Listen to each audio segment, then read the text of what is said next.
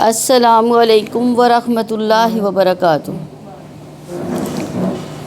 نحمد و نصلی علی رسولہ الکریم، اما بعد، فاعوذ باللہ من الشیطان الرجیم، بسم اللہ الرحمن الرحیم۔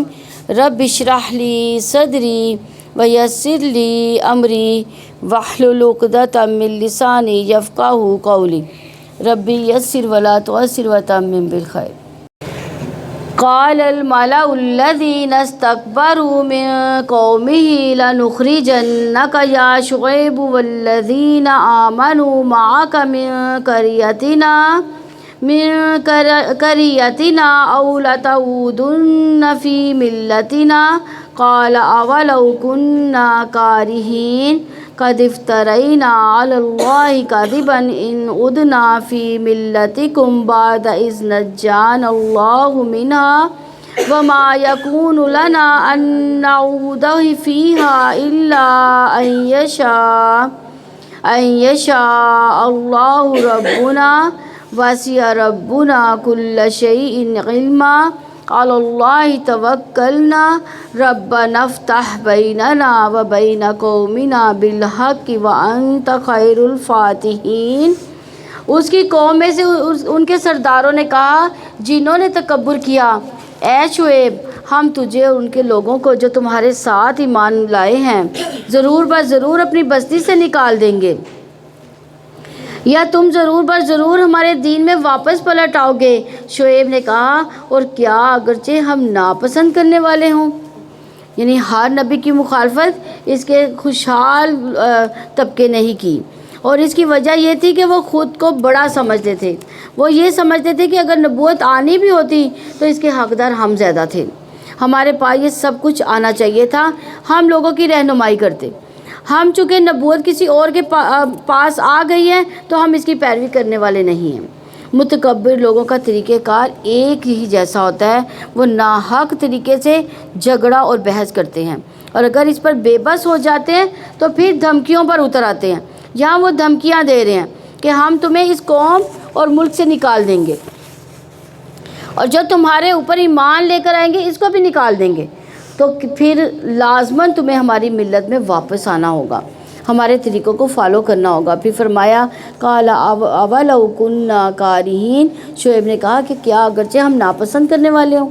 اہل ایمان کے لیے ایمان کو چھوڑنا، دین کے طریقے کو چھوڑنا انتہائی ناپسندیدہ ہوتا ہے، کیونکہ جس شخص کو ایمان کی حلاوت ایک دفعہ نصیب ہو جاتی ہے پھر وہ ایمان کو ترک نہیں کرتا۔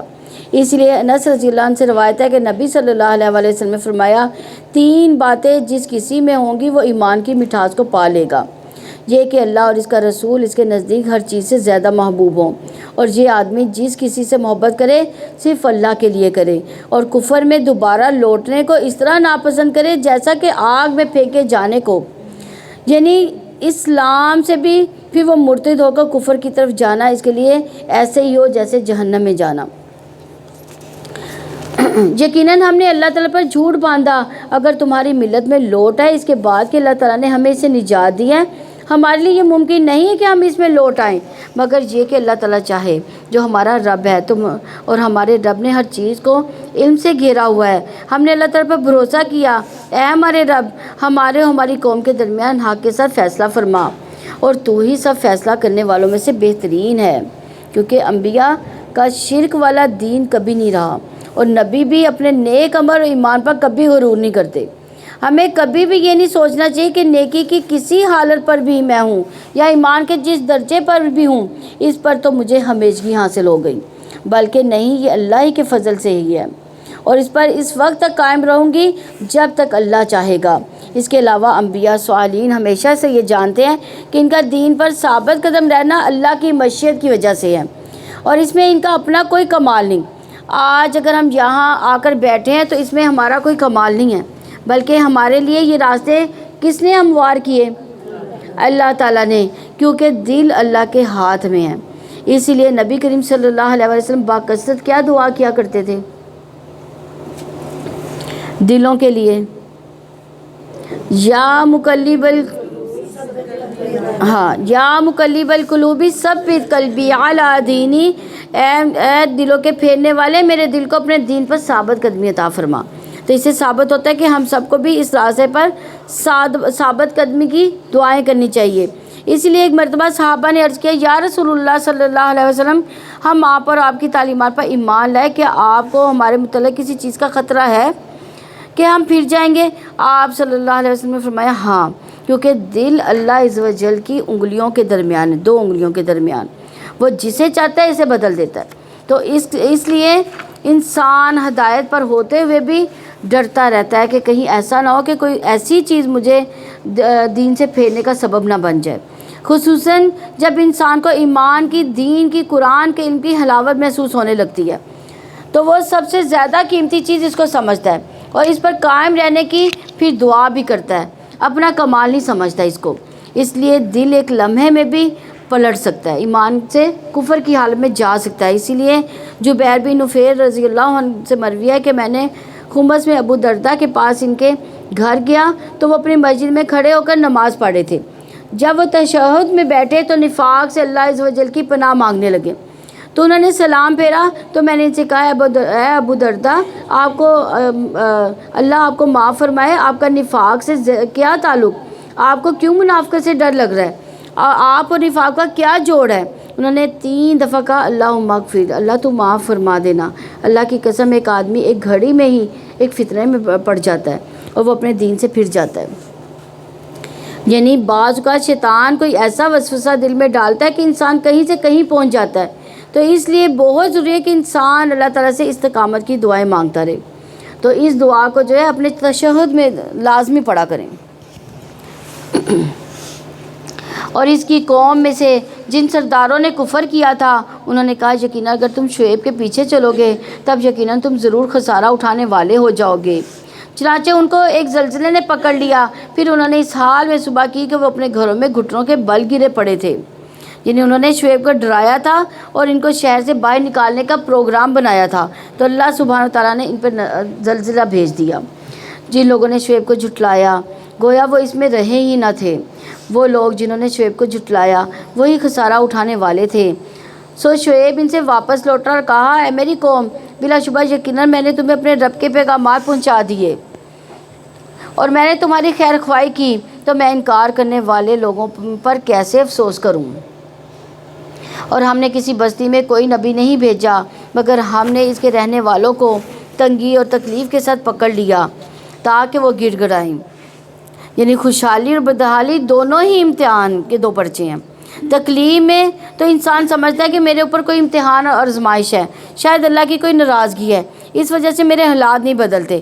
لیکن جب خوشحالی آتی ہے اور نعمتیں وافر مقدار میں ہوتی ہے تو انسان سب کچھ بھول جاتا ہے، کہ انسان کے اندر یہ خیال آتا ہے کہ میرا رب مجھ سے بہت راضی ہے۔ یعنی جب خوشحالی آتی ہے تو انسان یہ سمجھتا ہے کہ اللہ مجھ سے بڑا راضی ہے، لہٰذا وہ گناہ پر گناہ کرتا جاتا ہے، اللہ کی نافرمانیوں کی طرف چلا جاتا ہے اور توبہ استغفار بھی نہیں کرتا۔ تو اس لیے جب صحابہ کرام پر نعمتیں بہت زیادہ آ جاتی تھیں تو وہ اس سے بھی ڈرتے تھے۔ کیوں ڈرتے تھے؟ کہ کہیں یہ رب کی طرف سے کوئی ڈھیل ہی نہ ہو، استدراج نہ ہو، کہ اس کی بات پکڑ نہ آ جائے ہمیں۔ تو اس لیے نعمتوں کو بھی عاجزی کے ساتھ استعمال کرنا چاہیے۔ اس کے علاوہ اس میں سے اللہ کا اور بندوں کا حق نکالتے رہنا چاہیے تاکہ شکر ادا ہوتا رہے اور نعمتیں برقرار رہیں۔ پھر ہم نے بدحالی کی جگہ خوشحالی کو بدل دیا، یہاں تک کہ وہ خوب بڑھ گئے۔ انہوں نے کہا، بلا شبہ دکھ سکھ تو ہمارے باپ دادا کو بھی پہنچے تھے، تو ہم نے ان کو اچانک اس حال میں پکڑ لیا کہ وہ سوچتے نہ تھے، اور اگر یقیناً بستیوں کے لوگ ایمان لاتے اور اللہ تعالیٰ سے ڈر کر رہتے تو ہم ضرور ان پر آسمان اور زمین سے بہت سی برکتیں کھول دیتے، لیکن انہوں نے جھٹلایا تو ہم نے اس کی وجہ سے انہیں پکڑ لیا جو وہ کمایا کرتے تھے۔ یعنی اب یہاں بتایا جا رہا ہے کہ نعمتیں کیسے برقرار رہتی ہیں؟ 2 چیزیں اللہ کو راضی کرنے والی ہیں، ایک ایمان اور ایک تقوی۔ تو کیا بستیوں والے اس سے بے خوف ہو گئے کہ ہمارا عذاب ان پر رات کے وقت آ جائے اور وہ سوئے ہوئے ہوں؟ یعنی کیونکہ اچانک پکڑ عذاب کی شکل ہوتی ہے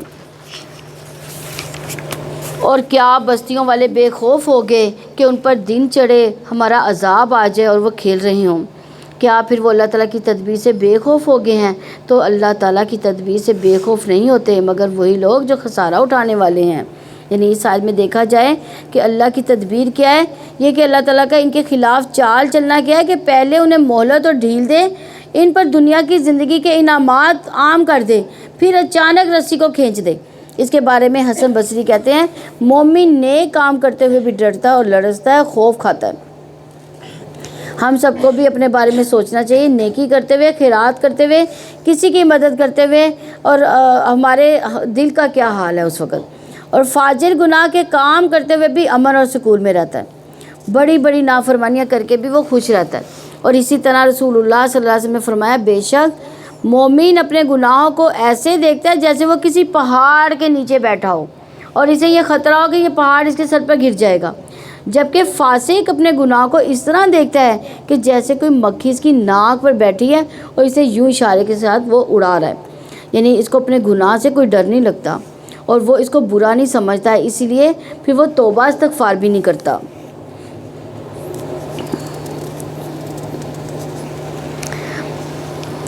اور کیا ان لوگوں کی جو پہلے باشندوں کے بعد زمین کے وارث بنتے ہیں، اس بات نے رہنمائی نہیں کی کہ اگر ہم چاہیں تو انہیں ان کے گناہوں کی وجہ سے سزا دیں اور ہم ان کے دلوں پر مہر لگا دیں تو وہ نہ سنیں۔ یہاں گناہ کے دو نتائج بتا دیے گئے ہیں کہ پہلا نتیجہ ان پر مصیبت آئے، دوسرا نتیجہ ہے ان کے دل جو ہے وہ سخت ہو جائے۔ تو اس لیے انسان کو ساتھ ساتھ توبہ کرتے رہنا چاہیے، جہاں پھسلے جہاں بھٹکے اللہ سبحانہ تعالیٰ کی طرف راغب ہو جائے۔ یہ بستیاں ہیں جن کے کچھ حالات ہم آپ سے بیان کر رہے ہیں، اور بلا شبہ یقیناً ان کے رسول ان کے پاس واضح دلائل لے کر آئے تو وہ ایسے نہیں تھے کہ وہ اس پر ایمان لاتے جس کو انہوں نے اس سے پہلے جھٹلا دیا تھا۔ اسی طرح اللہ تعالیٰ کافروں کے دلوں پر مہر لگا دیتا ہے، اور ہم نے ان میں سے اکثر کے لیے کوئی عہد نہیں پایا، اور بلا شبہ ہم نے ان میں سے اکثر کو نافرمان ہی پایا ہے۔ یعنی دین کی کوئی بات کبھی اختیار کی بھی تو اس پر ثابت قدمی اختیار نہیں کی۔ اور پھر ہم نے ان کے بعد موسیٰ کو اپنی نشانیوں کے ساتھ فرعون اور اس کے سرداروں کی طرف بھیجا تو انہوں نے بھی اس کے ساتھ ظلم کیا۔ پھر دیکھو فساد کرنے والوں کا انجام کیسا ہوا۔ یعنی یہاں سے آخر تک موسیٰ علیہ السلام کا واقعہ بتایا جا رہا ہے۔ اس میں دیکھنے والوں کے لیے کیا ہے، یعنی غور و فکر کیا جائے تو جو لوگ زمین میں فساد کرتے ہیں، تکبر کرتے ہیں، اپنے آپ کو بڑا سمجھ کے دوسروں پر ظلم ڈھاتے ہیں، نا انصافیاں کرتے ہیں، آخر کار ایک دن ان کا بھی انجام جو ہے وہ برا ہی ہوتا ہے۔ موسیٰ نے کہا، فرعون یقیناً میں جہانوں کے رب کی طرف سے ایک رسول ہوں، اس بات پر پوری طرح قائم ہوں کہ میں اللہ تعالیٰ پر حق کے سوا کوئی بات نہ کہوں، یقیناً میں تمہارے پاس تمہارے رب کی طرف سے ایک واضح دلیل لے کر آیا ہوں، سو بنی اسرائیل کو میرے ساتھ بھیج دو۔ موسیٰ علیہ السلام کی دعوت کے دو بڑے نکات، ایک قوم فرعون کو اللہ کی طرف بلانا، دوسرا بنی اسرائیل کو غلامی سے نجات دلانا۔ یہ دو بڑے نکات تھے ان کے۔ فرعون نے کہا، اگر تم کوئی نشانی لے کر آئے ہو تو وہ لے آؤ، اگر تم سچوں میں سے ہو۔ تو موسیٰ نے اپنی لاٹھی پھینکی تو اچانک وہ ایک ظاہر اژدہا بن گیا، اور اس نے اپنا ہاتھ نکالا تو اچانک وہ دیکھنے والوں کے لیے سفید چمکتا ہوا تھا۔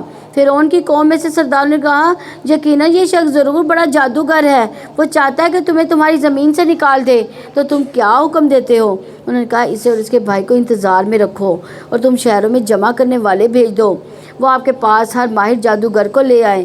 اور جادوگر فرعون کے پاس آئے، انہوں نے کہا، اگر ہم غالب رہے تو ہمارے لیے ضرور کوئی صلہ ہوگا۔ یعنی یہ کون کہہ رہے ہیں؟ جادوگر فرعون سے کہہ رہے ہیں۔ یعنی نبی قوم کا خیر خواہ ہوتا ہے، وہ لوگوں سے کوئی بدلہ یا اجر یا ثواب نہیں چاہتا، اس کا اجر و ثواب وہ کس کے ذمہ رکھتا ہے؟ اللہ کے ذمہ۔ اور اس کے برعکس جو جادوگر ہوتا ہے ان کا تو وہ کاروبار ہوتا ہے، وہ تو کمائی کے لیے جادو کرتے ہیں، اور وہ انعام بھی فرعون سے مانگ رہے ہیں۔ فرعون نے کہا، ہاں یقیناً تم ضرور مقرب لوگوں میں سے ہوگے۔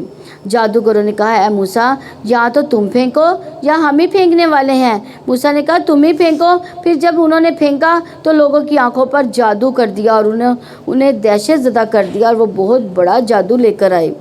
یعنی یہاں پر موسیٰ علیہ السلام نے جادوگروں کو پہل کرنے کا موقع دیا. اس کی حکمت کیا تھی کہ اصل بات تو اللہ سبحانہ و تعالیٰ ہی بہتر جانتا ہے، لیکن موسیٰ علیہ السلام دیکھنا چاہتے تھے کہ جادوگر زیادہ سے زیادہ کیا کرتے ہیں، ان کی کارکردگی پر غور کرنا چاہتے تھے، اور یہ بھی کہ جب یہ اپنی چالاکیوں سے فارغ ہو جائیں تو موسیٰ علیہ السلام ان پر حملہ آور ہو جائے. اور ویسے بھی جب حق آخر میں آئے گا تو دلوں پر ضرور اثر انداز ہوگا. اور ہم نے موسیٰ کو وحی کی کہ اپنا عصا پھینک دو، تو اچانک وہ نگلنے لگا جو وہ جھوٹ گڑا کرتے تھے. یعنی عصا کا پھینکنا تھا کہ اژدہا بن کر ان کے جھوٹے شبدوں کو نگلنے لگا، اور یہی حکمت نظر آتی، سارا جادو ختم ہو گیا.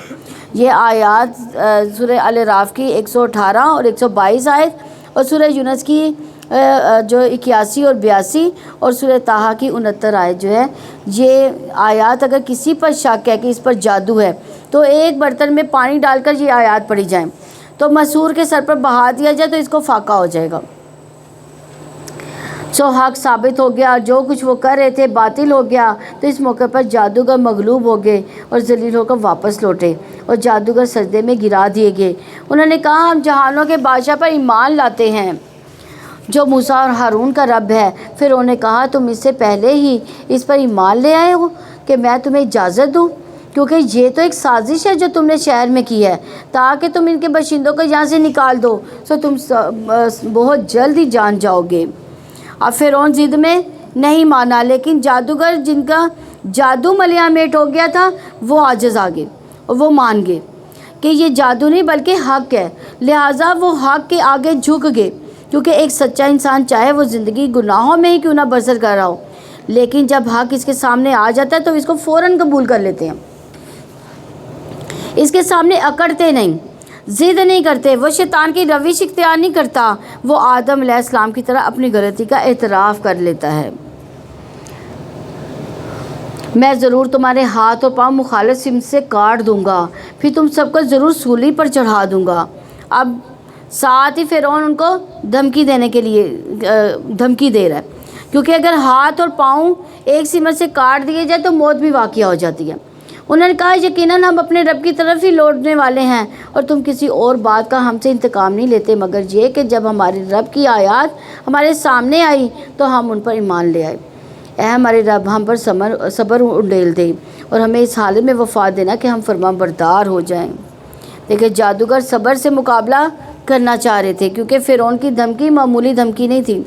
اپنے آپ کو اس جگہ رکھ کر سوچئے کہ کوئی اس طرح کی دھمکی دے تو خوف کا کیا حال ہوگا. اس لیے یہاں پہ سیکھنے والی بات ہے کہ بڑے بڑے بھی اس وقت ایسے موقعوں پر ہمت ہار جاتے ہیں، گھبرا جاتے ہیں. اللہ تعالیٰ کی طرف رجوع کرنا چاہیے، کیونکہ صبر ہی سے جو ہے افراغ حاصل ہوتا ہے. افراغ کہتے ہیں برتن میں جو کچھ ہے سب کچھ انڈیل دے، یعنی ہمارا دل صبر سے لبریز کر دے. وَتَوَفَّنَا مُسْلِمِينَ، پھر انہوں نے اسلام پر فوت ہونے کی دعا مانگی، کیونکہ اب زندگی میں کوئی ان کو رغبت ہی نہیں نظر آ رہی تھی. انہیں فرعون کی دھمکی میں بھی کوئی ان کو پرواہ نہیں ہوئی ان کی. تو آخرت میں ان کا مقصد کیا تھا کہ آخرت میں ہم نجات پا جائیں. یہ مقصد زندگی جادوگر سمجھ گئے تھے وہ کہ جو کچھ اللہ کے پاس ہے اسے حاصل کرنے میں کامیابی ہے. اور ان باتوں سے فرعون اور ذلیل ہو گیا، اس کی دھمکیاں ان پر بیکار ہو گئی تھی. اور پیچھے جو بات ہوئی تھی کہ لمحوں میں دل پلٹ جاتے ہیں، یہ اس کا عملی مثال ہے. یہ جادوگروں کے جو دل تھے ایک منٹ میں بھی پلٹ گئے. جب دیکھا کہ عصا ان کا سارا جادو نکل گیا ہے تو ضد میں نہیں آئے اور ہار مان گئے. حق کو دیکھتے ہی فوراً قبول کر لیا، دل پلٹ گئے، ایمان کی طرف آ گئے. جب ایمان آیا تو اس کی روشنی سے سب سے بڑی فکر انہیں اپنی آخرت کی ہونے لگی، فرعون کی دھمکیوں کی بھی نہیں ہوئی. فکر کیا اس کے مقابلے میں اللہ سے صبر انہوں نے مانگ لیا. اس لیے اصل ایمان ہی اس شخص کا سچا ہوتا ہے جس کو اپنی آخرت کی فکر ہو کہ میرے کام کا انجام وہاں کیا ہوگا، آگے کیا بنے گا. جو ہمیشہ کی زندگی ہے، دیکھا جائے تو کوئی مشکل چھوٹی ہو یا بڑی، سب سے پہلے ہمارے دلوں میں اللہ کا خیال آنا چاہیے اور اسے دعا کرنی چاہیے. تو مشکل کا مقابلہ کرنے کے لیے اللہ تعالیٰ سے دعا کرنی چاہیے، جس کے بارے میں فرمایا وَاسْتَعِينُوا بِالصَّبْرِ وَالصَّلَاةِ وَإِنَّهَا لَكَبِيرَةٌ إِلَّا عَلَى الْخَاشِعِينَ. اسی طرح یعنی نماز اللہ تعالیٰ سے دعا مانگنے کا بہترین ذریعہ ہے.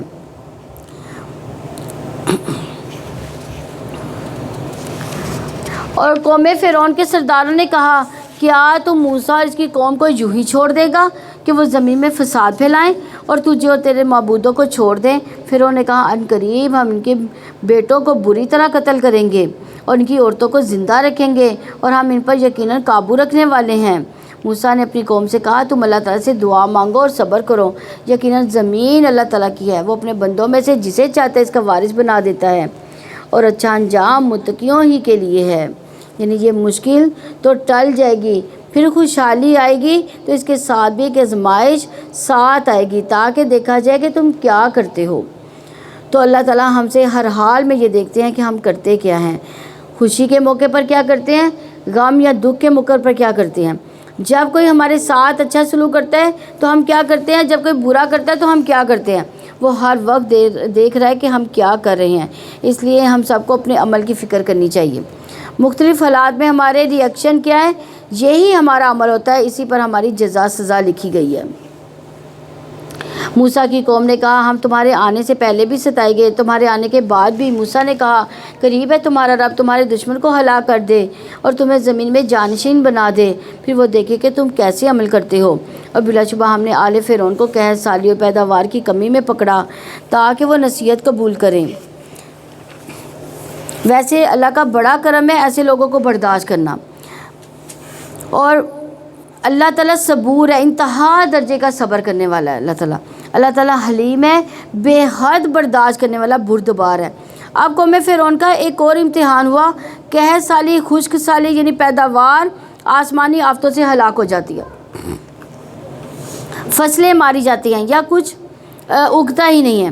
اور دیکھا جائے تو سختیاں، تکلیفیں، آزمائشیں انسان کا دل نرم کرتی ہیں، انسان کے اندر جھکاؤ آ جاتا ہے۔ تو اللہ تعالیٰ کے پاس جو کچھ بھی اجر و ثواب ہے، سختی کے وقت دل اس کی طرف راغب ہوتا ہے، کیونکہ جب دنیا والے دل توڑتے ہیں تو پھر انسان اللہ کی طرف راغب ہوتا ہے، اور جب دنیا اسے چھین جاتی ہے تو انسان جنت کی نعمتوں کو یاد کرتا ہے، اور اگر دنیا ہی جنت بن جائے تو اصل جنت بھی بھول جاتی انسان کو۔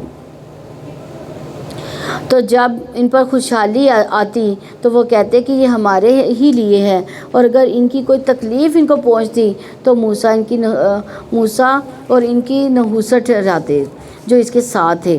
سن لو، یقیناً ان کی نحوست اللہ تعالیٰ کے پاس ہے، لیکن ان کے اکثر لوگ نہیں جانتے۔ یعنی نعمت ملنے کو کبھی اپنا کمال نہ سمجھنا چاہیے، کیونکہ یہ بھی ایک امتحان ہوتا ہے۔ انسان کبھی یہ نہ کہے کہ مجھے یہ چیز علم کی بنیاد پر ملی ہے، یہ چیز مجھے طاقت کی بنیاد پر ملی ہے، فلاں قابلیت ذہانت کی وجہ سے ملی ہے، بلکہ یہ کہے کہ یہ میرے رب نے مجھے عطا کی ہے۔ اکثر ہوتا یہ ہے کہ جب کوئی کامیابی ملتی ہے تو بھول جاتے ہیں کہ خود کو کریڈٹ لینے کی کوشش کرتے ہیں۔ ایک پروجیکٹ جو سانجھا ہوتا ہے، اس میں کامیابی ملے تو کوئی کہتا ہے کہ یہ میں نے کہا تھا، کوئی کہتا ہے یہ فلاں چیز مجھے خود سمجھائی دی تھی، اس لیے یہ میری وجہ سے ہوا۔ گویا ہر شخص چاہتا ہے کہ اس کو یعنی اس کی تعریف ہو، اس کو کمال کو وہ پہنچ جائے۔ ہمارے منہ سے یہ لفظ نکلنا چاہیے ہاذا من فضل ربی، یہ میرے رب کا انعام ہے، اللہ نے توفیق دی، اس نے راستہ سمجھایا، رہنمائی اللہ تعالیٰ نے کی۔ اس سے بندہ اللہ کا شکر گزار ہو جاتا ہے، جس سے وہ نعمت بھی باقی رہتی ہے اور آئندہ نعمتوں میں اضافے کا بھی باعث ہوتی ہے۔ انہوں نے کہا کہ تم ہمارے پاس خواہ کوئی بھی نشانی لے آؤ تاکہ تم ہم پر اس کے ساتھ جادو کرو، تو ہم تمہارے لیے ایمان لانے والے نہیں ہیں۔ یعنی انہوں نے کہا کہ ہم تو ماننے والے نہیں ہیں۔ اس کے برعکس انسان کو یہ کہنا چاہیے کہ ہاں اگر کوئی دلیل ہوئی تو میں ضرور مان لوں گی۔ پھر ہم نے ان پر طوفان بھیجا، ٹڈیاں اور جوئیں اور مینڈک، خون، جو الگ الگ نشانیاں تھیں، پھر بھی انہوں نے تکبر ہی کیا، اور وہ مجرم لوگ تھے۔ یعنی اس آیت میں مختلف طرح کے عذاب کا ذکر کیا گیا ہے، جیسے کہ طوفان عذاب، یہ بھی عذاب ہوتے ہیں، گھر کے گھر تباہ کر دیتے ہیں، فصلیں تباہ ہو جاتی ہیں طوفانوں سے۔ ٹڈی دل، یہ بھی فصلوں کو تباہ کرتی ہے۔ جوئیں انسان کو نیند خراب کر دیتی ہے، جوئیں، اور نفرت انگیز چیز ہے یہ کہ انسان کی نیند سکون خراب کر دیتی ہے، گندگی کا سمبل بھی ہے۔ مینڈک، کھانوں میں، ان کے گھروں میں، ان کے بستروں پر ہر جگہ اچھلتے پھرتے تھے۔ خون کا عذاب، ان کے پانی میں خون مل گیا تھا، ان کو نکسیر کی بیماری لاحق ہو گئی تھی، ہر وقت ناک سے خون بہتا رہتا تھا، مختلف عذاب وقتاً فوقتاً ان کے اوپر آئے، پھر بھی وہ کیسے سخت لوگ تھے کہ کسی مصیبت پر نہ جھکے تھے، کیونکہ وہ تھے ہی مجرم لوگ۔ اور جب ان پر کوئی عذاب آ پڑتا تو کہتے اے موسیٰ اپنے رب سے ہمارے لیے دعا کرو جو اس نے تمہارے ہاں عہد کر رکھا ہے، یقیناً اگر تم ہم پر سے یہ عذاب دور کر دو تو ہم ضرور تمہارے اوپر ایمان لے آئیں گے اور ہم تمہارے ساتھ بنی اسرائیل کو ضرور بھیج دیں گے۔ یعنی بنی اسرائیل اور فرعونی دونوں موسیٰ علیہ السلام سے دعا کرنے کو کہتے، خود دعا نہیں کرتے تھے۔ خود دعا کرنا سب سے افضل ہے، کیونکہ انسان کا اپنے رب سے تعلق مضبوط ہوتا ہے۔ یہ عبادت کا نچوڑ بھی ہے، یہ عبادت کی ایک قسم ہے۔ پھر جب ہم ان سے ایک وقت عذاب کو دور کر دیتے جس کو وہ پہنچنے والے ہی تھے تو اچانک وہ عہد کو توڑ دیتے تھے۔ چنانچہ ہم نے ان سے انتقام لیا، پھر بس ہم نے انہیں سمندر میں غرق کر دیا، اس وجہ سے کہ بلا شبہ انہوں نے ہماری آیات کو جھٹلایا اور وہ ان سے غافل تھے۔ یعنی فرعونیوں کے ڈوبنے کی وجہ کیا تھی؟ آیات کی تکذیب، غفلت، کسی چیز کو یاد کرنے سے ذہن کا بہک جانا۔ انہوں نے جان بوجھ کر غفلت اختیار کی، یعنی انہوں نے آیات پر غور و فکر کرنے سے روح گردانی کی۔ جو نشانیاں اللہ تعالیٰ نے موسیٰ علیہ السلام کے ذریعے بھیجی تھیں ان کے اوپر وہ توجہ ہی نہ دی، انہوں نے ان کے برے نتائج کو کچھ نہ سمجھا۔ اور جو لوگ کمزور سمجھے جاتے تھے انہیں ہم نے اس زمین کے مشرقوں ان کے مغربوں کا وارث بنا دیا جس میں ہم نے برکت رکھی ہے، اور آپ کے رب کی بہترین بات بنی اسرائیل پر پوری ہو گئی کیونکہ انہوں نے صبر کیا، اور ہم نے فرعون اس کے قوم کا وہ سب کچھ تباہ کر دیا جو محلات وہ بناتے تھے اور جو عمارتیں وہ بلند کرتے تھے۔ یعنی اس آیت کے بارے میں نبی صلی اللہ علیہ وسلم نے فرمایا کہ جان رکھو کامیابی صبر کے ساتھ ہے۔ تو یہاں دیکھا جائے صبر کیا ہے؟ اس کا معنی ٹھہر جانا، رک جانا، منفی ری ایکشن سے بچنا۔ جو ان کی نظر میں بڑی شاندار تہذیب تھی اس کو ختم کر دیا اور وہ اپنا سارا آرٹ اور ہنر اپنے ساتھ ہی ختم کر گئے۔ اور ہم نے بنی اسرائیل کو سمندر سے پار اتارا تو وہ ایک قوم پر آئے جو اپنے بتوں پر جمے ہوئے تھے۔ انہوں نے کہا اے موسیٰ ہمارے لیے بھی کوئی معبود بنا جیسے ان کے کچھ معبود ہیں۔ موسیٰ نے کہا یقیناً تم لوگ جہالت کی باتیں کرتے ہو۔ یعنی موسیٰ نے کہا تم بڑے جاہل ناسمجھ لوگ ہو، اللہ نے تمہیں فرعون جیسے ظالم سے نجات دی اور وہ وہاں سے نکل کر آزاد ہو کر اللہ ہی کے ساتھ ناانصافی کر رہے ہو، شرک کرنے لگے۔ اصل بات یہ ہے کہ بنی اسرائیل کو اگرچہ اپنے وقت کے مسلمان قوم تھی وہ، لیکن طویل عرصے تک فرعونیوں کی غلامی کی وجہ سے ان کی معاشرت ہی تباہ ہو چکی تھی۔ ان کے طریقہ عبادت وغیرہ بھی متاثر تھے۔ ان کے ہاں گائے کی پوجا ہوتی تھی تو انہوں نے بھی کہا کہ ہمیں بھی ایسا ہی کوئی بت بنا دو، اس لیے فرمایا قال انکم قوم تجہلون۔ تو سب سے بڑی جہالت اپنے اصل خالق، اپنے الہ، اپنے معبود سے بے خبری اور لا علمی ہے، کیونکہ ایک شخص کتنا بھی پڑھا لکھا ہو لیکن اپنے پیدا کرنے والے کو، اپنے خالق کو، اپنے مالک، اپنے رازق کو نہیں پہچانتا تو وہ کیا ہے؟ وہ جاہل ہے۔ اور پھر اگر اس کے ساتھ کوئی اور الہ بھی بنا لے تو یہ اور بھی بہت بڑا ظلم ہے۔ تو اس لیے سب سے عظیم گناہ ہے کہ خالق کے ساتھ شریک ٹھہرانا۔ اس لیے عبداللہ بن مسعود رضی اللہ نے بیان کیا کہ میں نے نبی کریم صلی اللہ علیہ وآلہ وسلم سے پوچھا اللہ کے نزدیک کون سا گناہ سب سے بڑا ہے؟ تو آپ صلی اللہ علیہ وآلہ وسلم نے فرمایا یہ کہ تم اللہ کے ساتھ کسی کو برابر ٹھہراؤ، یعنی شریک ٹھہراؤ، حالانکہ اللہ نے نہیں تمہیں پیدا کیا۔ میں نے عرض کیا واقعی یہ تو بہت بڑا گناہ ہے۔ بلا شبہ برباد کیا جانے والا ہے وہ کام جس میں یہ لوگ مشغول ہیں، اور باطل ہے جو کچھ وہ کرتے چلے جا رہے ہیں۔ موسیٰ نے کہا کہ اللہ تعالیٰ کے سوا تمہارے لیے میں کوئی اور معبود تلاش کروں، حالانکہ اس نے تمہیں جہانوں پر فضیلت عطا کی۔ اور جب ہم نے آل فرعون سے تمہیں نجات دی تھی وہ تمہیں برا عذاب دیتے تھے، تمہارے بیٹوں کو بری طرح قتل کرتے تھے، تمہاری عورتوں کو زندہ رکھتے تھے، اور اس میں تمہارے رب کی جانب سے بہت بڑی آزمائش تھی۔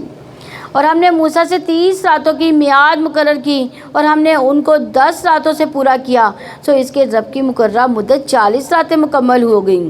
اور موسیٰ نے اپنے بھائی ہارون سے کہا تم میری قوم میں میرے جانشین رہو اور اصلاح کرو اور فساد کرنے والوں کے راستے کی پیروی نہ کرنا۔ یعنی موسیٰ علیہ السلام نے اپنے بھائی کو جانشین بناتے ہوئے ہدایت کی تھی کہ اصلاح کرتے رہنا، یعنی جو بھٹکے اس کی اصلاح کرنا، فساد کرنے والوں کے پیچھے نہ چلنا، اگر مل کر سب غلطی پر چلیں تو اکثریت کے پیچھے نہ لگنا۔ اور جب موسیٰ ہمارے مقرر کرتا وقت کے لیے آیا، اس کے رب نے اسے کلام کیا تو اس نے کہا اے میرے رب مجھے دکھا کہ میں تیری طرف دیکھوں۔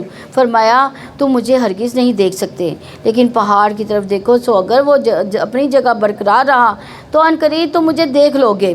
تو جب اس کے رب نے پہاڑ پر جلوہ ڈالا تو اسے ریزہ ریزہ کر دیا۔ موسیٰ بے ہوش ہو کر گر پڑا، پھر جب ہوش میں آیا تو اس نے کہا تو پاک ہے، میں نے تجھ سے توبہ کی اور میں ایمان لانے والوں میں سے سب سے پہلا ہوں۔ یعنی پہاڑ کی چوٹی پر اتنی خاموشی کہ انسان کو اپنی سانس کی آواز بھی آتی ہے۔ اس جگہ موسیٰ علیہ السلام نے اللہ تعالیٰ سے کلام کیا۔ بات چیت ہوئی، دیکھا جائے تو اللہ کا کلام سن کر دل پگھل جاتے ہیں، اور کہاں یہ کہ اللہ کا کلام کیا جائے اور اللہ سے کلام کیا جائے، اور پھر جس سے محبت ہوتی ہے اس کو دیکھنے کا شوق بھی زیادہ ہوتا ہے۔ لیکن پہاڑ جیسی سخت اور مضبوط چیز بھی اللہ تعالیٰ کا دیدار نہیں کر سکتا، تو انسان تو بڑی کمزور چیز ہے، کیونکہ ایک تجلی پہاڑ پر گر کر ٹوٹ پڑا تو یہ منظر دیکھ کر موسیٰ علیہ السلام بھی بے ہوش ہو گئے۔ تو موسیٰ علیہ السلام اسی پہاڑ پر تھے، یہ موسیٰ کی عاجزی تھی، فوراً اپنے رب سے رجوع کیا کہ مجھے ایسا مطالبہ نہیں کرنا چاہیے تھا۔ تو بظاہر دیکھا جائے تو اس میں کوئی غلط بات نہیں تھی کہ انسان کے اندر شوق آتا ہے تو وہ اپنے رب سے ہر چیز مانگ لیتا ہے، تو اس سے اس کا دیدار مانگ لیا، لیکن دنیا میں یہ ممکن نہیں ہے۔ لیکن آخرت میں اللہ تعالیٰ اپنے پیارے بندوں کو، اپنے مومنوں کو، ایمان والوں کو، اپنی محبت اور اطاعت کرنے والوں کو اپنا دیدار کروائے گا، اور جب کرائے گا تو انہیں ہر نعمت ہی بھول جائے گی۔ اللہ تعالیٰ ہمیں بھی اپنا دیدار نصیب فرمائے۔ اللہ تعالیٰ نے فرمایا اے موسیٰ یقیناً اپنے پیغامات اور کلام کے ساتھ میں نے تجھے تمام لوگوں میں سے منتخب کیا، سو لے لو جو میں نے تمہیں دیا، شکر کرنے والوں میں سے ہو جاؤ۔ دین کی دعوت کا خلاصہ شکر گزاری ہے، اللہ کی نعمتوں پر شکر گزاری۔ اور پھر اگر دیکھا جائے تو شکر ادا کرنے کا طریقہ کیا ہے؟ وہ یہ کہ انسان اللہ کی عبادت میں سرگرم رہے اور شکر گزار، اور پھر دل سے بھی ہوتا ہے، لیکن عمل شکر کا سب سے بڑا اظہار ہوتا ہے۔ عمل سے شکریہ یہ ہے کہ جو کچھ اللہ نے دیا اسے اللہ کی پسند کے راستوں میں لگا دیں، نافرمانی کے راستوں میں نہ لگائیں۔ اور ہم نے تختیوں میں اس کے لیے ہر قسم کی نصیحت اور ہر چیز کے لیے تفصیل لکھ دی، سو ان کو قوت سے پکڑو اور اپنی قوم کو بھی حکم دو کہ وہ ان کی اچھی باتیں پکڑے رکھیں، جلدی میں تجھے نافرمانوں کے گھر دکھاؤں گا۔ یعنی قوت سے پکڑنے سے مراد دل کی مضبوطی، پکے عزم، ارادے اور عمل سے، کیونکہ انسان جب کمزور ارادے سے کسی چیز کو لیتا ہے تو ڈھیلے ڈھالے طریقے سے پکڑتا ہے، کیونکہ جو چیز قیمتی ہوتی ہے اس کو سنبھال کر رکھنا اور اس پر نیت اور ارادہ بھی ضروری ہے۔ یاخذ بِأَحْسَنِہَا، اس کے بہترین حصے کو لے لے، تو کیا اس کا مطلب ہے کہ قرآن میں کچھ حصہ اچھا ہے، کچھ بہت زیادہ اچھا ہے؟ جی ہاں، قرآن کے علاوہ جب وہ کچھ اور سنتے ہیں تو وہ قرآن کی پیروی کرتے ہیں، دوسری چیز کی پیروی نہیں کرتے۔ وہ قرآن سنتے ہیں اس کے علاوہ بھی، لیکن پیروی قرآن ہی کی کرتے ہیں۔ ایسے لوگوں کے لیے خوشخبری ہے کہ وہ کان لگا کر بات سنتے ہیں، پھر اس میں سے سب سے اچھی بات کی پیروی کرتے ہیں۔ عنقریب میں اپنی آیات سے پھیر دوں گا ان لوگوں کو جو زمین میں ناحق بنے پھرتے ہیں، اور اگر وہ ہر قسم کی نشانی دیکھیں تو بھی ان پر وہ ایمان نہیں لائیں گے، اور اگر وہ بھلائی کا راستہ دیکھ لیں تو بھی اس کو اپنا راستہ نہ بنا لیں گے، اور اگر وہ گمراہی کا راستہ دیکھ لیں اس کو راستہ بنا لیں۔ یہ اس وجہ سے کہ انہوں نے ہماری آیات کو جھٹلایا اور وہ ان سے غافل تھے۔ یہ تکبر ہدایت کے راستے میں رکاوٹ بن جاتا ہے۔ اللہ تعالیٰ ایسے لوگوں کو غور و فکر کی صلاحیت ہی نہیں دیتا۔ حق سے ضد رکھنے کی وجہ سے انسان ہدایت سے محروم ہو جاتا ہے، اور دیکھا جائے تو علم سے محروم کرنے والے اسباب، اس میں پہلا سبب تکبر ہے، دوسرا بے صبرا پن ہے، تیسرا حق سے ضد ہے۔ حق سے ضد کی وجہ سے انسان علم سے محروم ہو جاتا ہے۔ کسی کا قول ہے کہ علم، حیا اور تکبر رکھنے والا شخص حاصل نہیں کر سکتا،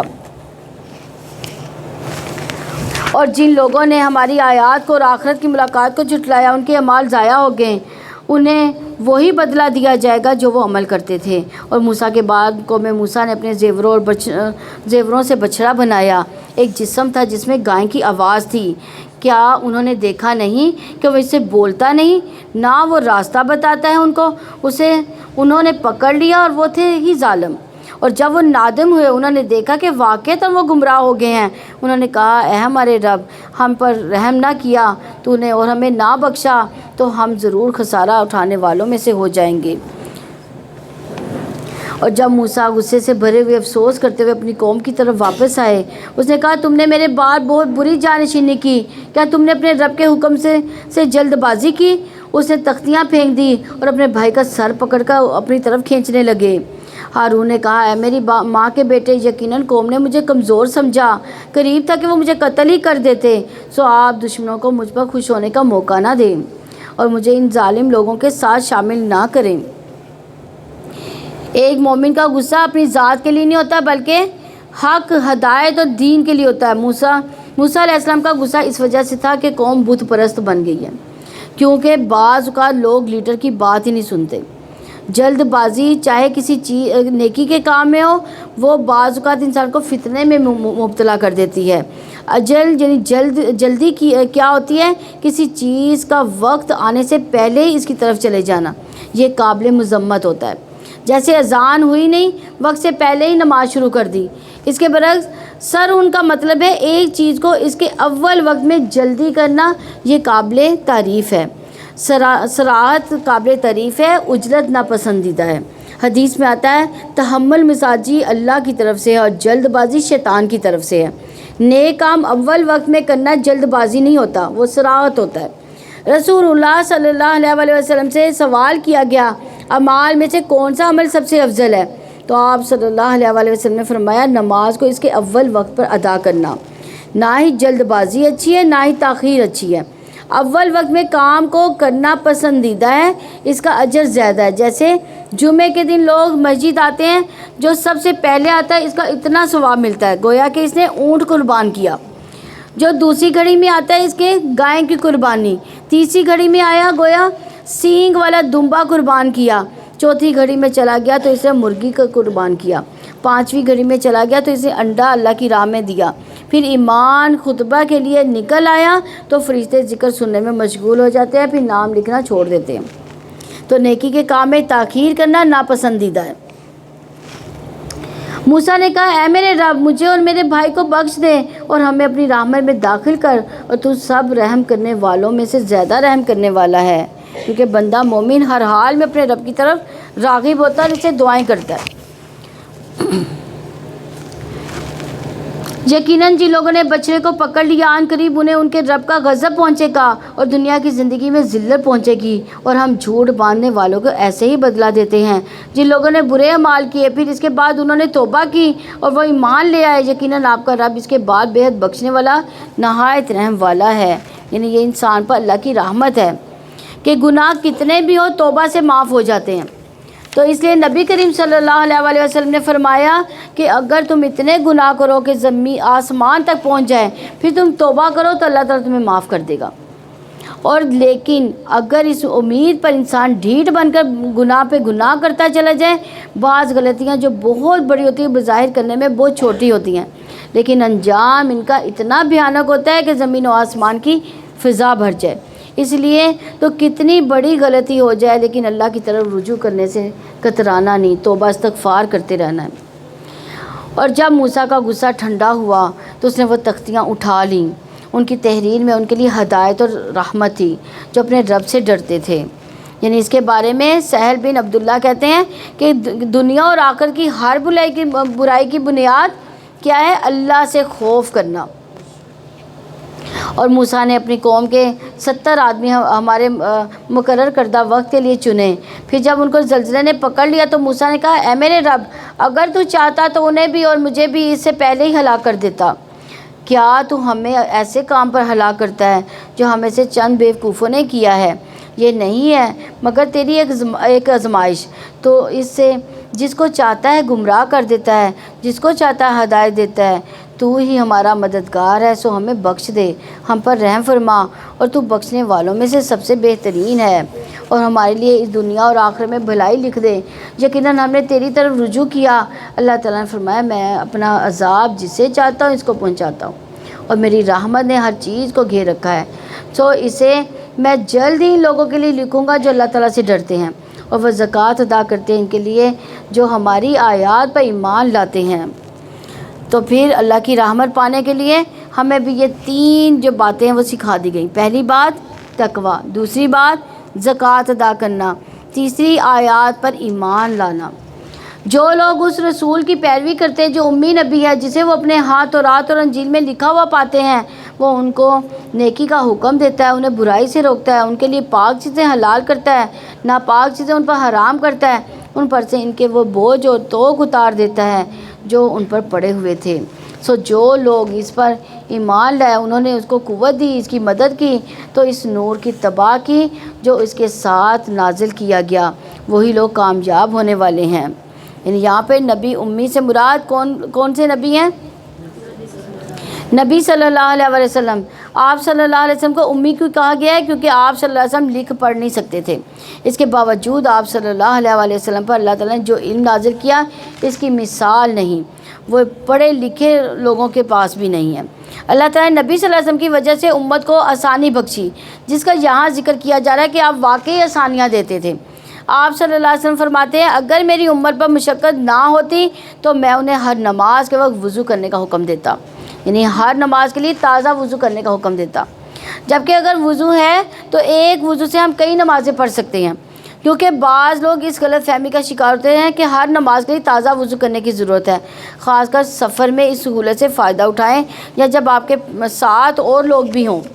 اور اسی طرح حدیث میں مسواک کے بارے میں بھی آتا ہے کہ اگر مشقت نہ ہوتی تو جتنا مسواک کا فائدہ میں ہر نماز کے ساتھ پابندی کروا دیتا، لیکن ایسا نہیں کیا گیا. آپ کہتے ہیں لوگوں یقیناً میں تم سب کی طرف اللہ تعالیٰ کا رسول ہوں.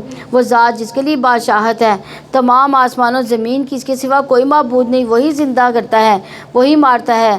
سو تم اللہ تعالیٰ اور اس کے رسول پر جو امی نبی ہے ایمان لے آؤ. جو اللہ تعالیٰ اس کی باتوں پر ایمان رکھتا ہے اور اس کی پیروی کرتا ہے تاکہ تم ہدایت پا جاؤ. ہر رسول اپنی اپنی قوم کی طرف بھیجا گیا، لیکن آپ صلی اللہ علیہ وسلم سب کے لیے بھیجے گئے ہیں. اسی لیے قیامت کے دن تک آپ صلی اللہ علیہ وسلم کی رسالت سب کے لیے، دنیا کے ہر ملک، ہر بر اعظم، ہر علاقے، ہر نسل، ہر زبان بولنے والوں کے لیے آپ صلی اللہ علیہ وسلم رسول ہیں. اسی لیے رسول اللہ صلی اللہ علیہ وسلم نے فرمایا پہلے انبیاء خاص اپنی قوموں کی طرف بھیجے جاتے تھے، لیکن مجھے تمام انسانوں کی ہدایت کے لیے بھیجا گیا.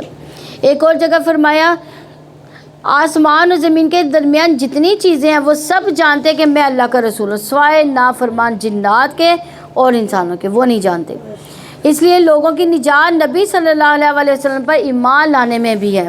اور پھر نبی صلی اللہ علیہ وسلم نے فرمایا قسم ہے اس ذات کی جس کے ہاتھ میں محمد صلی اللہ علیہ وسلم کی جان ہے، اس امت کا کوئی بھی یہودی یا نصرانی جو میرے بارے میں سنے جس کے ساتھ میں بھیجا گیا ہوں پھر وہ اس پر ایمان نہ لائے تو اس کا ٹھکانہ کہاں ہوگا؟ جہنم والوں میں سے ہوگا. اس لیے جس نے سن لیا جان لیا اس کے لیے لازم ہو گیا کہ وہ ایمان لے کر آئے. اور موسیٰ کی قوم میں سے ایک گروہ ایسا بھی ہے جو حق کے ساتھ ہدایت کرتے ہیں، اس کے ساتھ عدل کرتے ہیں، اور ہم نے اس کو 12 قبیلوں میں تقسیم کر دیا جو کئی گروہ تھے. اور جب موسیٰ کی قوم نے اس سے پانی مانگا تو ہم نے اس کو وحی کی کہ پتھر پر اپنا عصا مارو تو اسے 12 چشمے پھوٹ نکلے. بلا شبہ سب لوگوں نے اپنی پانی پینے کی جگہ معلوم کر لی، اور ہم نے ان پر بادلوں کا سایہ کیا، ان پر من سلوا اتارا. پاک چیزوں میں سے کھاؤ جو ہم نے تمہیں دی ہیں. انہوں نے ہم پر ظلم نہیں کیا بلکہ اپنی جانوں پر ہی ظلم کرتے تھے. تو لکڑی کا عصا چٹان پر مارا، اسے 12 چشمے پھوٹے. تو یہ اللہ تعالیٰ کا سب سے بہترین معجزہ اور اللہ کی قدرت بھی ہے. جب انہوں نے شکر ادا نہ کیا، فرائض پر عمل نہ کیا تو ان پر ہر خیر ختم ہوگی، حالانکہ اللہ تعالیٰ کے کتنے انعامات ہیں. اور جب ان سے کہا گیا کہ تم اس بستی میں جا کر رہو، اس میں سے کھاؤ جہاں سے بھی چاہو، اور کہنا کہ ہمیں بخش دے اور دروازے میں جھک کر داخل ہونا تو ہم تمہیں خطائیں تمہاری بخش دیں گے، ہم نیکی کرنے والوں کو عنقریب زیادہ دیں گے. تو اللہ کا فضل ہے کہ صرف غلطیاں ہی انسان کی معاف نہیں ہوتی بلکہ معافی کے بعد انعامات بھی ملتے ہیں. تو جن لوگوں نے ان میں سے ظلم کیا انہوں نے بات کو اس کے خلاف بدل دیا جو ان سے کہی گئی تھی، تو ہم نے ان پر آسمان سے عذاب بھیجا اس وجہ سے جو وہ ظلم کرتے تھے. یعنی اللہ تعالیٰ جب اپنے بندے پر یا بندی پر کوئی انعام فرماتا ہے وہ شکر ادا نہیں کرتا پھر وہ اس نعمت کو چھین لیتا ہے، چاہے انسان اس کو پسند کرے یا نہ پسند کرے۔ اس لیے ہمیں ہر نعمت پر پھر کیا کرنا چاہیے؟ شکر ادا کرنا چاہیے، چاہے وہ ہمارے جسم کے اندر نعمتیں ہیں یا مال کی شکل میں ہے یا اولاد کی شکل میں ہے یا صحت کی شکل میں، کوئی بھی چیز ہے، کوئی بھی راحت، کوئی آرام، کوئی سہولت ملے، اس پر کیا کرنا چاہیے؟ اللہ کا شکر کرنا چاہیے۔ اور آپ ان سے اس بستی کے بارے میں پوچھے جو سمندر کے کنارے تھی، جب وہ سبت یعنی ہفتے کے دن کے بارے میں حد سے تجاوز کرتے تھے، جبکہ ہفتے کے دن ان کی مچھلیاں سر اٹھائے ان کے پاس آ جاتی تھی، اور جس دن ہفتہ نہ ہوتا وہ اس کے پاس نہیں آتی تھی۔ ہم نے ایسے اس کی آزمائش کی اس وجہ سے جو وہ نافرمانی کرتے تھے۔ یعنی اس سے پتہ چلتا ہے کہ نافرمانیاں آزمائش ہوتی ہیں، آزمائش لاتی ہیں، کیونکہ یہ قوم اللہ کے ساتھ چال بازیاں کر رہی تھی۔ اللہ نے ہفتے کے دن کام کرنے سے منع کیا، لیکن انہوں نے خود ساختہ طریقہ نکال کر اپنا مقصد و مطلب پورا کر لیا۔ بظاہر دکھایا گیا کہ ہم اللہ کی فرما برداری کر رہے ہیں۔ اور جب ان میں سے ایک گروہ نے کہا تم ایسے لوگوں کو کیوں نصیحت کرتے ہو جنہیں اللہ تعالیٰ ہلاک کرنے والا ہے یا ان کو عذاب دینے والا ہے، سخت عذاب؟ انہوں نے کہا تمہارے رب کے حضور معذرت کے لیے، اور شاید وہ اللہ تعالیٰ سے ڈر جائیں۔ پھر جب انہوں نے بھلا دیا جو انہیں نصیحت کی گئی تھی تو ہم نے ان لوگوں کو نجات دی جو برائی سے روکا کرتے تھے، اور ان کو بدترین عذاب کے ساتھ پکڑ لیا جنہوں نے ظلم کیا، کیونکہ وہ نافرمانی کرتے تھے۔ پھر جب انہوں نے اس میں سرکشی کی جس سے انہیں روکا گیا تھا جس سے ان کو روکا گیا تھا، تو ہم نے ان سے کہا کہ ذلیل بندر بن جاؤ۔ یعنی بنی اسرائیل کی اس بستی میں 3 طرح کے لوگ تھے، وہ جو مچھلیاں پکڑتے تھے، دوسرا یعنی یہ نافرمان لوگ تھے جو مچھلیاں پکڑ رہے تھے، دوسرے جو خود نہیں پکڑتے تھے لیکن پکڑنے والوں کو منع بھی نہیں کر رہے تھے، تیسرا وہ جو ان سے کنارہ کشتے خود بھی نہیں پکڑتے تھے اور لوگوں کو بھی منع کرتے تھے۔ یہ 3 طرح کے گروہ تھے۔ تو یہاں ہم دیکھیں گے کہ بچایا کن لوگوں کو کیا تھا؟ جو خود نہیں پکڑتے تھے اور دوسروں کو بھی منع کرتے تھے، خود بھی نہیں پکڑتے تھے دوسروں کو بھی منع کرتے تھے، یہ گروہ بچ گیا۔ جو خود نہیں پکڑتے تھے، لوگوں کو منع نہیں کرتے تھے، اس کو بھی پکڑ لیا۔ تو اس سے پتہ چلتا ہے برائی سے روکنا اللہ کے عذاب سے عافیت کا سبب بنتا ہے، ورنہ انسان اس میں خود بھی ملوث ہو جاتا ہے، اللہ کی ناراضگی مول لے لیتا ہے۔ اور جب آپ کے رب نے صاف اعلان کر دیا کہ وہ ان پر قیامت کے دن تک ضرور ایسے لوگ بھیجتا رہے گا جو ان کو بدترین عذاب سکھاتے رہیں گے، بلا شبہ آپ کا رب یقیناً جلد سزا دینے والا ہے، اور یقیناً وہ بے حد بخشنے والا، نہایت رحم والا ہے۔ ہم نے ان کو زمین میں گروہوں میں ٹکڑے ٹکڑے کر دیا، ان میں سے کچھ نیک اور کچھ ان کے علاوہ تھے، اور ہم نے انہیں اچھے اور برے حالات سے آزمایا تاکہ وہ پلٹ آئیں۔ یعنی دونوں طرح کی آزمائشیں دراصل انسان کو اللہ کی طرف لانے کا سبب بنتی ہے، اگر اس کے اندر حق طلب کرنے کی صلاحیت ہو تو۔ ان کے پاس ناخلف لوگ جانشین ہوئے جو کتاب کے وارث بنے، وہ اس حقیر دنیا کو مال و متاع سمیٹتے ہیں اور کہتے ہیں عنقریب ہمیں تو بخش ہی دیا جائے گا، اور ایسا ہی مال و متاع ان کے سامنے پھر آئے تو اس کو بھی وہ لے لیں گے۔ کیا ان پر کتاب کا پختہ عہد نہیں لیا گیا تھا کہ وہ اللہ تعالیٰ پر حق کے سوا کوئی اور بات نہ کہیں؟ انہوں نے پڑھ رکھا ہے کہ جو بھی اس میں ہے اور آخرت کا گھر ہی ان کے لیے بہترین ہے، جو اللہ تعالیٰ سے ڈر کر رہتے ہیں۔ کیا پھر بھی تم سمجھتے نہیں ہو؟ پہلے لوگوں کے بعد میں آنے والے بدترین جانشین تھے، ان کا جرم کیا تھا کہ وہ کتاب کے ذریعے زندگی کا سامان اور مال سمیٹتے رہے۔ تو اس آیت میں اشارہ ہے اس بات کی طرف کہ انہوں نے غلط فتوے دے کے لوگوں سے مال لیا، رشوتیں لیں، اور جو لوگ کتاب اللہ کو مضبوطی سے تھامتے ہیں انہوں نے نماز قائم کی، یقیناً ہم اصلاح کرنے والوں کا اجر ضائع نہیں کرتے۔ یمسکون بالکتاب،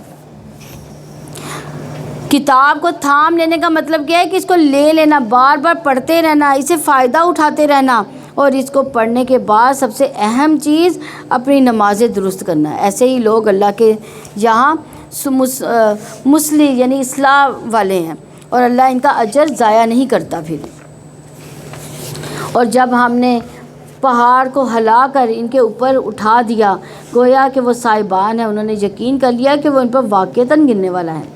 جو کچھ ہم نے تمہیں دیا اسے قوت سے پکڑو، اور جو بھی اس میں ہے اسے یاد رکھو تاکہ تم بچ جاؤ۔ اور جب آپ کے رب نے اولاد آدم کو پشتوں سے ان کی اولاد کو نکالا، ان کی جانوں پر انہیں گواہ بنایا، کیا میں تمہارا رب نہیں ہوں؟ انہوں نے کہا کیوں نہیں ہم نے گواہی دی، ایسا نہ ہو کہ تم قیامت کے دن کہو کہ ہم تو یقیناً سے غافل تھے۔ تو جہاں پہ ایک خاص واقعے کی طرف اشارہ ہے، کسی کو پتہ ہے یہ واقعہ؟ جس کا ذکر کتاب اللہ سے ہمیں ملتا ہے کہ ایک بہت قیمتی معلومات کا اضافہ ہے کہ قیامت تک جتنی بھی روحیں آنے والی تھی اللہ تعالیٰ نے ان کو اکٹھے آدم کی پشت سے نکال دیا ایک ہی دفعہ میں، اور پھر ان سے خود خطاب کیا، پوچھا الست بربکم، کیا میں تمہارا رب نہیں ہوں؟ تو سب روحوں نے اپنے رب کو پہچان لیا اور کہا ہم یہ گواہی دیتے ہیں کہ آپ ہمارے رب ہیں۔ اللہ تعالیٰ نے بتایا کہ اس لیے گواہی لے رہا ہوں کہ تم سے کہ قیامت کے دن تم یہ نہ کہو کہ ہمیں تو پتہ ہی نہیں تھا کہ ہمارا رب کون ہے، اور اس بات کو انسان کے اندر اس کے لاشعور میں ڈال دیا گیا ہے۔ اس لیے جن کا شعور کچھ بھی کام کرتا ہے وہ حق کو دیکھ کر اپنے رب کو پہچان جاتے ہیں، انہیں رب کو پہچاننے میں کوئی دیر نہیں لگتی، جیسے نجاشی اور فرعون کے جادوگر، ان کو فوراً ہی حق جو ہے پتہ چل گیا۔ اس سے ثابت ہوتا ہے کہ اللہ سبحانہ و تعالیٰ نے ہر انسان کی فطرت میں خیر رکھی ہوئی ہے۔ تو پھر انسان سوچتا ہے کہ اسے یاد کیوں نہیں آتا وہ کون سا دن تھا، ہم کہاں کھڑے تھے اس وقت؟ تو وہ ہمارے حافظے میں نہیں، لیکن اس کے اثرات ضرور ہیں۔ دیکھا جائے تو وہ حافظے میں کیوں نہیں ہے؟ کیونکہ اگر ہمیں یاد ہو تو امتحان ہی ختم ہو جائے۔ ایمان بالغیب اسی پر تو ہے کہ ہماری کامیابی کا انحصار ایمان بالغیب پر ہی ہوتا ہے، اس لیے ایمان لانا بہت بڑے اجر و ثواب کا باعث ہے۔ تو اللہ سبحانہ تعالیٰ نے پکار کر کہا کیا میں تمہارا رب نہیں؟ ہم سب نے اقرار کیا ہوا ہے، قیامت کے دن جا کر یہ نہیں کہہ سکتے کہ ہمارا رب کون ہے، ہمیں آپ کا تو پتہ ہی نہیں تھا تو ہم نے اوروں کو الہ بنا لیا۔ نہیں، فطرت میں پہچان رکھی ہوئی ہے، اور پھر وقتاً فوقتاً انبیاء اس کا سبق بھی لاتے رہے، ہمیں دوبارہ یاد بھی کرواتے رہے ہیں۔ اور اسی بنا پر جب جنتیوں کو اللہ تعالیٰ اپنا دیدار کروائے گا تب بھی وہ فوراً ہی اپنے رب کو پہچان جائیں گے۔ یا تم کہو کہ اس سے پہلے ہمارے باپ دادا نے شرک کیا تھا اور ہم تو ان کے بعد کی ایک نسل تھے، تو کیا تو ہمیں اس وجہ سے ہلاک کرے گا جو باطل پرستوں نے کیا؟ اور ہم آیات ایسے ہی تفصیل سے بیان کرتے ہیں تاکہ وہ رجوع کریں، اور انہیں آپ اس شخص کی خبر پڑھ کر سنائیں جسے ہم نے اپنی آیات عطا کی تو وہ اس سے صاف نکل گیا، پھر شیطان نے اس کو اپنے پیچھے لگا لیا تو وہ گمراہوں میں سے ہو گیا۔ یعنی علم آنے کے بعد بھی شیطانی وسوسے انسان کو حق سے دور کر دیتے ہیں۔ یہ قصہ ایک بہت بڑے عالم کا ہے جس کے پاس بہت سا علم تھا، لیکن شیطان نے اس کے اندر دنیا کی محبت ڈال دی، لہٰذا وہ علم اور دین چھوڑ کر دنیا کے پیچھے دوڑنے لگ گیا اور اللہ کی آیات کو اس نے بھلا دیا۔ تو آیات کا علم ہونے کے باوجود اسے روگردانی کرنا یہ شیطانی عمل ہے۔ اسی طرح آیات کا علم ہونے کے باوجود اسے نکل بھاگنا، ان کی پابندی چھوڑ دینا، یہ شیطان کے وسوسوں کا اثر ہے۔ تو انسان جب شیطان کے وسوسے کی اطاعت کرتا ہے تو اس کو کنٹرول وہ کر لیتا ہے، اس کی باغیں اپنے ہاتھ میں لے لیتا ہے، اس کو اپنے تابع کر لیتا ہے اور اسے مزید گمراہ کرتا ہی چلا جاتا ہے، اس پر حملہ آور ہوتا رہتا ہے، اس کو اپنے پسند کے رستوں پر چلاتا چلا جاتا ہے، سارا دین پڑھا لکھا اس کا دھرے کا دھرا رہ جاتا ہے۔ بہت سے لوگوں کے ساتھ ایسا ہوتا ہے کہ دین اور قرآن پڑھنے کے باوجود سب کچھ وہ بھلا دیتے ہیں اور دنیا کے پیچھے بھاگ جاتے ہیں، شیطان کے الاکار وہ بھی بن جاتے ہیں، اور اگر ہم چاہتے تو اس کو ان آیات کے ذریعے بلند کر دیتے، مگر وہ تو زمین کی طرف جھک گیا، اپنی خواہشات کے پیچھے چل پڑا۔ تو اس کی مثال کتے جیسی ہے، اگر آپ اس پر بوجھ ڈالیں تو زبان نکالے ہانکتا ہے، یا اسے چھوڑ دیں تو بھی زبان نکالے ہانکتا ہے۔ یہ ان لوگوں کی مثال ہے جنہوں نے ہماری آیات کو جھٹلا دیا، لہٰذا آپ ان کو واقعات بیان کر دیں تاکہ وہ غور و فکر کریں۔ تو دین کے علم کی وجہ سے بھی درجات کی بلندی ہوتی ہے۔ دین کے علم کی وجہ سے لوگوں کو دلوں میں جو محبت ہوتی ہے وہ بہت خالص ہوتی ہے، جبکہ مال کی محبت سے مال کی وجہ سے محبت کرنے والے آپ سے محبت نہیں کرتے، وہ مال سے کر رہے ہوتے ہیں۔ آپ کے پاس مال نہ رہے، وہ چھوٹ جائیں، ادھر ادھر چلے جائیں وہ، اور پوچھیں بھی نہ کہ کیونکہ اب آپ سے ان کو کوئی فائدہ نہیں ہے۔ یعنی اگر آپ کے پاس مال ہے تو وہ آپ کے ارد گرد منڈلاتے پھریں گے، لیکن مال چلا گیا وہ بھی چلے گئے۔ لیکن علم والا مرتے دم تک فائدہ پہنچا سکتا ہے، اس لیے اس کی قدر میں کمی نہیں ہوتی۔ دنیا کی طرف جھکنا پستی کی طرف جانا ہے۔ کتا لالچ کا سمبل ہے، ہر چیز کو سونگتا ہے، دنیا کا لالچ میں ہر اس کام کے پیچھے چل پڑتا ہے جس سے دنیا کا فائدہ اسے چاہیے ہوتا ہے، دین کے نقصان ہی چاہے دین کا کوئی نقصان ہی کیوں نہ ہو رہا ہو۔ قرطبی کہتے ہیں کہ ہر وہ چیز جو ہامتی ہے تھک کر یا پیاس کی وجہ سے، سوائے کتے کے، اگر وہ تھکا ہو تب بھی ہامتا ہے، راحت اور سکون کی حالت میں ہو تب بھی وہ ہامتا ہے۔ کتا ہر حال میں زبان لٹکاتا ہے، چاہے وہ بھوکا ہو یا پیٹ بھرا ہو، اس کی لالچ کہیں بھی ختم ہونے والی نہیں ہوتی۔ ہر وہ انسان اور شخص جو اللہ کی آیات کو جھٹلاتا ہے، اس کے لیے یہ مثال بیان کی گئی ہے۔ وہ کہتے ہیں کہ اگر آپ اس کو واضح نصیحت کریں تو بھی وہ گمراہی میں پڑا رہتا ہے، اور اگر آپ اس کے پیچھے بھاگ جائیں یا مجلس میں ہو، وہ تنہائی میں ہو، اس کو سوچے اس کی چاہت صرف دنیا کے گرد ہی گھوم رہی ہوتی ہے، اور اللہ کے دین کا انکار اللہ کو کوئی نقصان نہیں دیتا۔ اگر ہم اس کی بات نہیں مانتے تب بھی وہ قابل تعریف ہے۔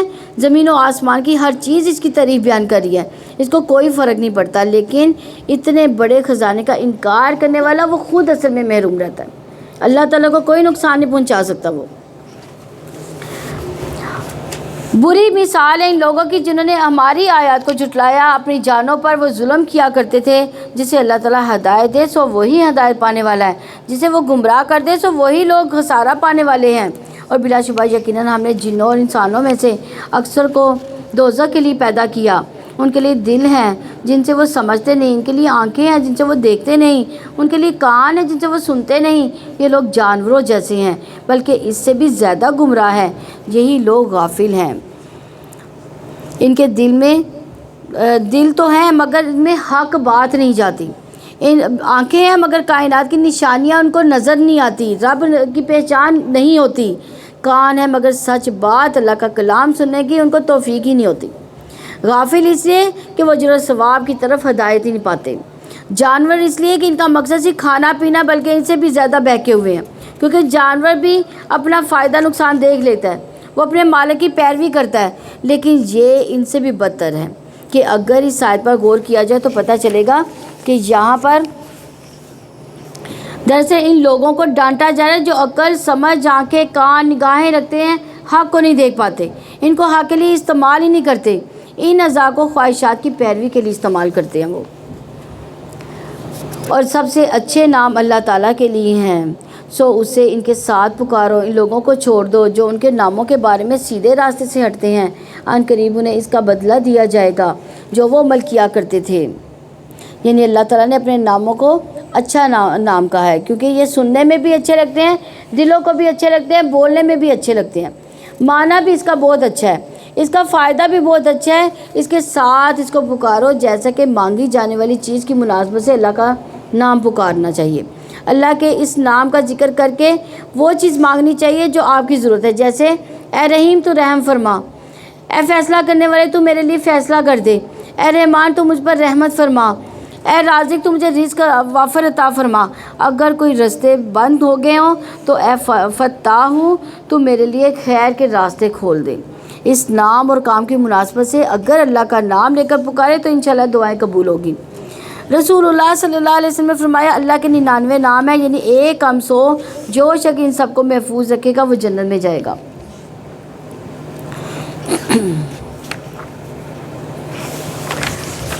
اور جنہیں ہم نے پیدا کیا ان میں سے کچھ لوگ ایسے ہیں جو حق کے ساتھ رہنمائی کرتے ہیں اور اسی کے ساتھ انصاف کرتے ہیں، یعنی استدراج قلبی کہتے ہیں، اس کا مطلب ہے شیطان اس کے لیے اعمال مزین کر دیتا ہے اور ان کو پھر ہلاکت تک پہنچا دیتا ہے۔ زہا کہتے ہیں استدراج کا مطلب ہے جب وہ کوئی نئی نافرمانی کرتے ہیں تو ہم ان کو کوئی نئی نعمت دے دیتے ہیں، ڈھیل دے دیتے ہیں۔ سفیان ثوری کہتے ہیں اس کا مطلب ہے کہ ہم ان کو نعمتوں میں فراغی اور وسعت عطا کر دیتے ہیں، انہیں شکر ادا کرنا بھلا دیتے ہیں۔ تو جو لوگ آیات کا انکار کرتے ہیں، اللہ کا انکار کرتے ہیں، اس کے دین، اس کی کتاب کا انکار کریں، پھر اللہ سبحانہ وتعالیٰ ان کو اپنا آپ بھی بھلوا دیتے ہیں پھر۔ اور جن لوگوں نے ہماری آیات کو جھٹلایا ہم ضرور انہیں آہستہ آہستہ کھینچ کر لے جائیں گے جہاں سے وہ نہیں جانتے، اور میں انہیں مہلت دوں گا۔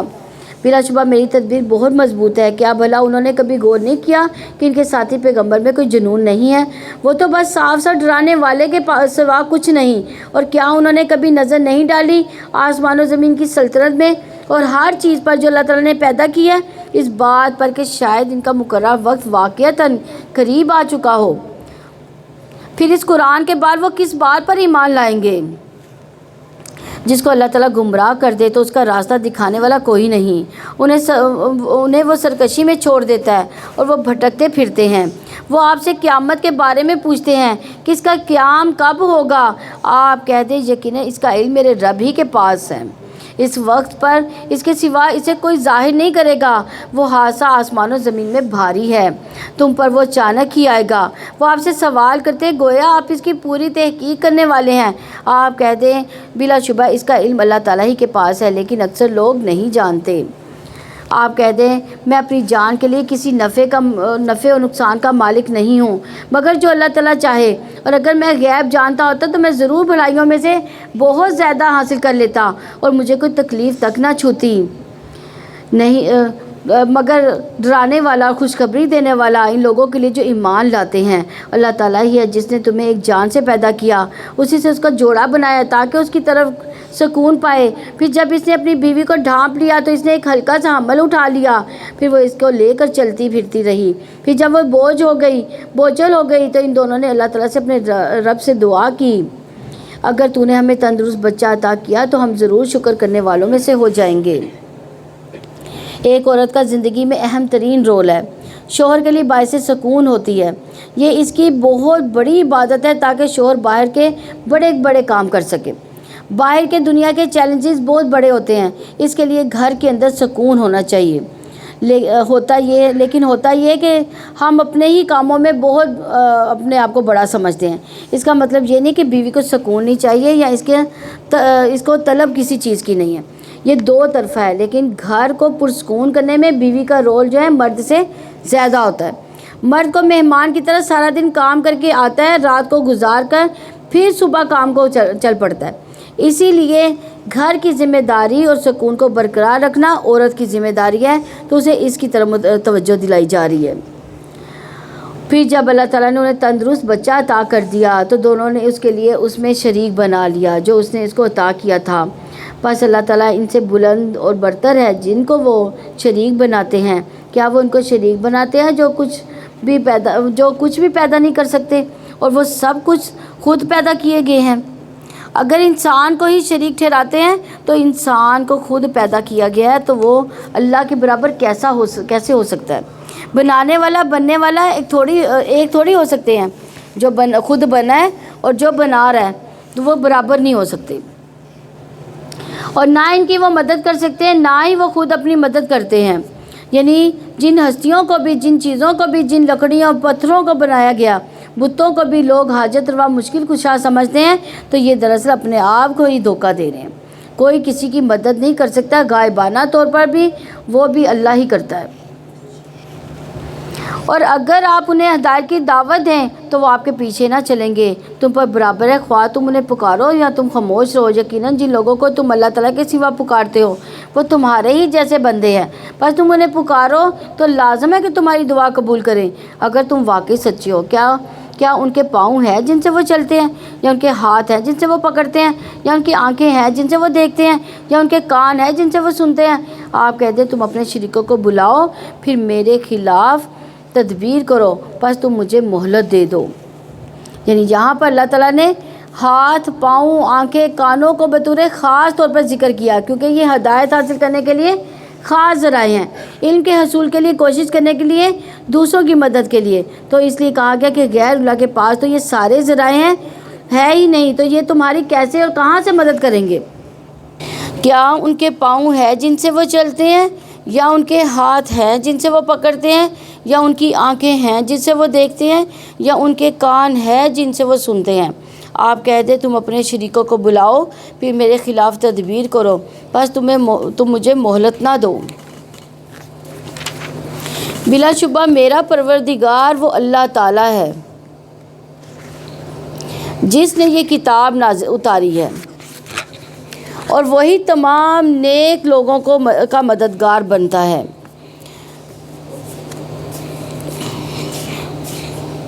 اور اللہ تعالیٰ کے سوا جنہیں تم پکارتے ہو وہ تمہاری مدد کرنے کی استطاعت نہیں رکھتے اور نہ اپنے آپ کی مدد کرتے ہیں، اور اگر تم انہیں ہدایت کی طرف بلاؤ تو وہ نہیں سنیں گے، اور تم انہیں دیکھتے ہو کہ وہ تمہاری طرف دیکھ رہے ہیں، حالانکہ وہ دیکھتے ہی نہیں۔ آپ درگزر اختیار کریں اور نیکی کا حکم دیں، جاہلوں سے کنارہ کشی اختیار کریں۔ اور اگر شیطان کی طرف سے آپ کو کوئی اکساہٹ ابھار دے تو آپ اللہ تعالیٰ کی پناہ مانگ لیا کریں، یقیناً وہ سب کچھ سننے والا، سب کچھ جاننے والا ہے۔ تو حق کے بارے میں، نبی کریم صلی اللہ علیہ وسلم کے بارے میں دل میں کوئی وسوسہ پیدا ہو جائے، حق کے بارے میں کوئی وسوسہ پیدا ہو جائے، کوئی شک ہو تو یا نافرمانی یعنی شک میں ہو تو فوراً ہی کیا کریں کہ اللہ کی پناہ مانگا کریں اور اللہ تعالیٰ سے فوراً ہی دعا کیا کرے کہ یہ میرا خیال نہیں تھا، میں ایسا نہیں سوچتی، تجھے پتہ ہے کہ اچانک ہی یہ بات میرے دل میں ڈال دی گئی ہے، میں تیری طرف رجوع کرتی ہوں۔ اس کے علاوہ وسوسوں سے بچنے کی دعائیں بھی بہت ساری دعائیں ہیں، وہ بھی پڑھنی چاہیے انسان کو۔ یقیناً جو لوگ اللہ تعالیٰ سے ڈر گئے، جب انہیں شیطان کے اثر سے کوئی برا خیال چھو بھی جاتا ہے تو وہ فوراً چونک پڑتے ہیں، پھر اچانک وہ بصیرت والے ہوتے ہیں، یعنی ایمان والے وسوسے کو بھانپتے جاتے ہیں اور غور و فکر کرتے اپنی غلطیوں کے مواقع کو دیکھتے رہتے ہیں، لغزش کھا جائیں تو فوراً ہی توبہ کر لیتے ہیں، ہر شر سے بچنے کا ذریعہ اختیار کرتے ہیں، یعنی ذکر زیادہ کرتے ہیں۔ ذکر شیطانی حملوں سے بچاؤ کا مضبوط قلعہ ہے۔ یحییٰ علیہ السلام نے بیت المقدس میں بنی اسرائیل کو جمع کیا، جب مسجد بھر گئی تو وہ ایک ٹیلے پر بیٹھ گئے، پھر اللہ کی حمد و ثنا کی اور فرمایا، میں تمہیں کثرت کے ساتھ اللہ عز و جل کے ذکر کرنے کا حکم دیتا ہوں، کیونکہ اس کی مثال ایک شخص کی طرح ہے جس کا بہت تیزی سے دشمن پیچھا کر رہا ہو اور وہ ایک مضبوط قلعے میں گھس کر پناہ مانگے۔ اس طرح بندہ بھی جب تک اللہ کے ذکر میں مصروف رہتا ہے تو شیطان کے حملوں سے وہ قلعے میں بند رہتا ہے۔ اس لیے وسوسوں کی کثرت ہونے لگے تو ذکر بڑھا دے، مخصوص یا عام کوئی بھی ذکر ہو آپ کر سکتی ہیں۔ اور ان شیطانوں کے بھائی انہیں گمراہی میں ہی کھینچتے جاتے ہیں، پھر وہ کمی نہیں کرتے، اور جب آپ ان کے پاس کوئی نشانی نہ لائیں تو وہ کہتے ہیں تم نے کیوں نہیں منتخب کر لیا اس کو؟ آپ کہتے ہیں میں تو اسی کی پیروی کرتا ہوں جو میرے رب کی طرف سے مجھ پر وحی کی جاتی ہے، یہ تمہارے رب کی جناب سے روشن دلائل ہیں اور ان لوگوں کے لیے ہدایت و رحمت ہے جو ایمان رکھتے ہیں۔ اور جب قرآن پڑھا جائے تو اسے توجہ سے سنو، خاموش رہو تاکہ تم پر رحم کیا جائے۔ تو اس آیت سے پتہ چلتا ہے کہ جو لوگ چاہتے ہیں کہ اللہ کی رحمت آئے تو ہم پر پوری اللہ کے کلام کو توجہ سے اور قرآن کو توجہ سے سننا چاہیے۔ اس کے بارے میں یہاں دو باتیں بیان کی گئی ہیں۔ وَإِذَا قُرِئَ الْقُرْآنُ فَاسْتَمِعُوا لَهُ وَأَنصِتُوا لَعَلَّكُمْ تُرْحَمُونَ۔ فَاسْتَمِعُوا لَهُ وَأَنصِتُوا کا پہلا درجہ کیا کہ انسان بات چیت یعنی چھوڑ دے، فون اٹینڈ کرنا چھوڑ دے، تمام چیزیں قطع تعلق ہو جائیں، صرف اتنا ہی کافی نہیں، اپنے ذہن کو بھٹکنے سے بھی بچائے، خود بھی خاموش رہے اور پوری توجہ سے دل و جان کو حاضر کر کے اللہ کے کلام کو سمجھنے کی فکر کرے۔ قرآن سننے کے وقت کان لگا دینے چاہیے، شور و غل سے بچنا چاہیے، زور زور سے باتیں نہیں کرنی چاہیے۔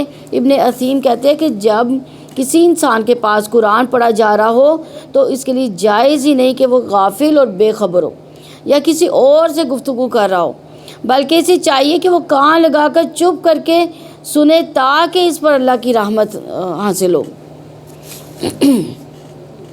اور آپ اپنے رب کو اپنے دل میں عاجزی اور خوف سے اور بلند آواز کے بغیر الفاظ سے صبح شام یاد کیا کرو اور غافلوں میں سے نہ ہو جاؤ۔ یہ دو تین چیزیں یہاں بہت اہم ہیں۔ صبح شام کے اذکار، نبی کریم صلی اللہ علیہ وسلم سے ثابت شدہ صبح شام کے مسنون دعائیں جو ہیں وہ لازم پکڑ لیں۔ دوسری بات، صبح بھی دعائیں مانگنی ہے، شام کے وقت بھی دعائیں مانگنی ہے۔ تیسری بات، دعائیں مانگتے وقت دل میں عاجزی ہونی چاہیے، یہ نہیں کہ میرے پاس بڑی دولت ہے میں تو ایسا اور ویسا کر لوں گی۔ عاجزی کے ساتھ، خوف کے ساتھ، زبان بھی ہلکی آواز کے ساتھ، اور اللہ کو یاد کریں اور ان لوگوں میں نہ ہو جائیں جو غفلت میں پڑے ہوئے ہیں۔ دعائیں مانگتے ہوئے کیا ہونا چاہیے؟ خشوع اور خضوع بہت ضروری ہے۔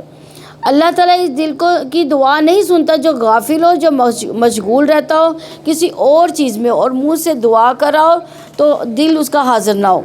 اس لیے رسول اللہ صلی اللہ علیہ وسلم نے فرمایا اللہ سے قبولیت کے یقین کے ساتھ دعا مانگا کرو، اور جان لو کہ بے شک اللہ غافل اور اللہ میں مشغول دل کی دعا قبول نہیں کرتا۔ پورے یقین اور اعتماد کے ساتھ ہی دعا مانگنی چاہیے. یہ نہیں کہنا چاہیے کہ اگر اللہ تو چاہے تو معاف کر دے، اگر نہ چاہے تو نہ کر. نہیں، اللہ تو معاف ہی کر، کیونکہ معافی ہی ہماری ضرورت ہے. بلا شبہ جو فرشتے آپ کے رب کے پاس ہیں وہ اس کی عبادت سے تکبر نہیں کرتے، وہ اس کی تسبیح بیان کرتے ہیں اور اسی کو سجدہ کرتے ہیں.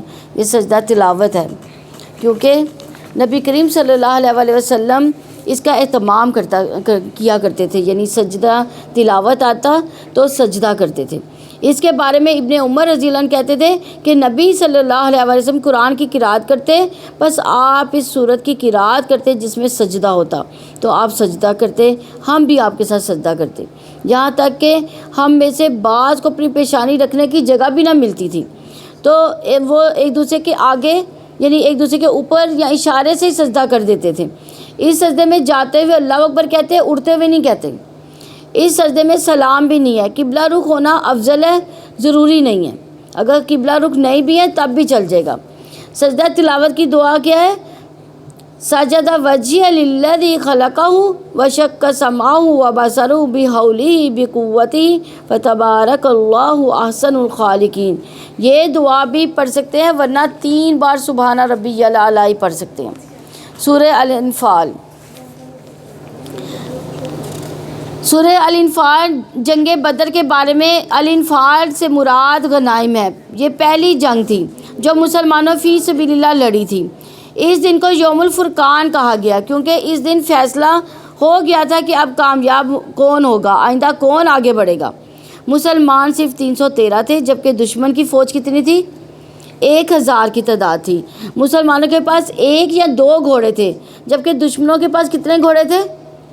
300 گھوڑے تھے. بظاہر کوئی تناسب نظر نہیں آتا تھا. دشمن کا پلڑا بہت بھاری تھا لیکن مسلمانوں کو بہت بڑی فتح نصیب ہوئی. اور جب فتح حاصل ہوئی تو مال غنیمت آیا تو آپس میں تھوڑی کشمکش بھی ہو گئی. نوجوان کہتے کہ ہم نے آگے جا کے جنگ کی تو ہمیں زیادہ حصہ ملنا چاہیے.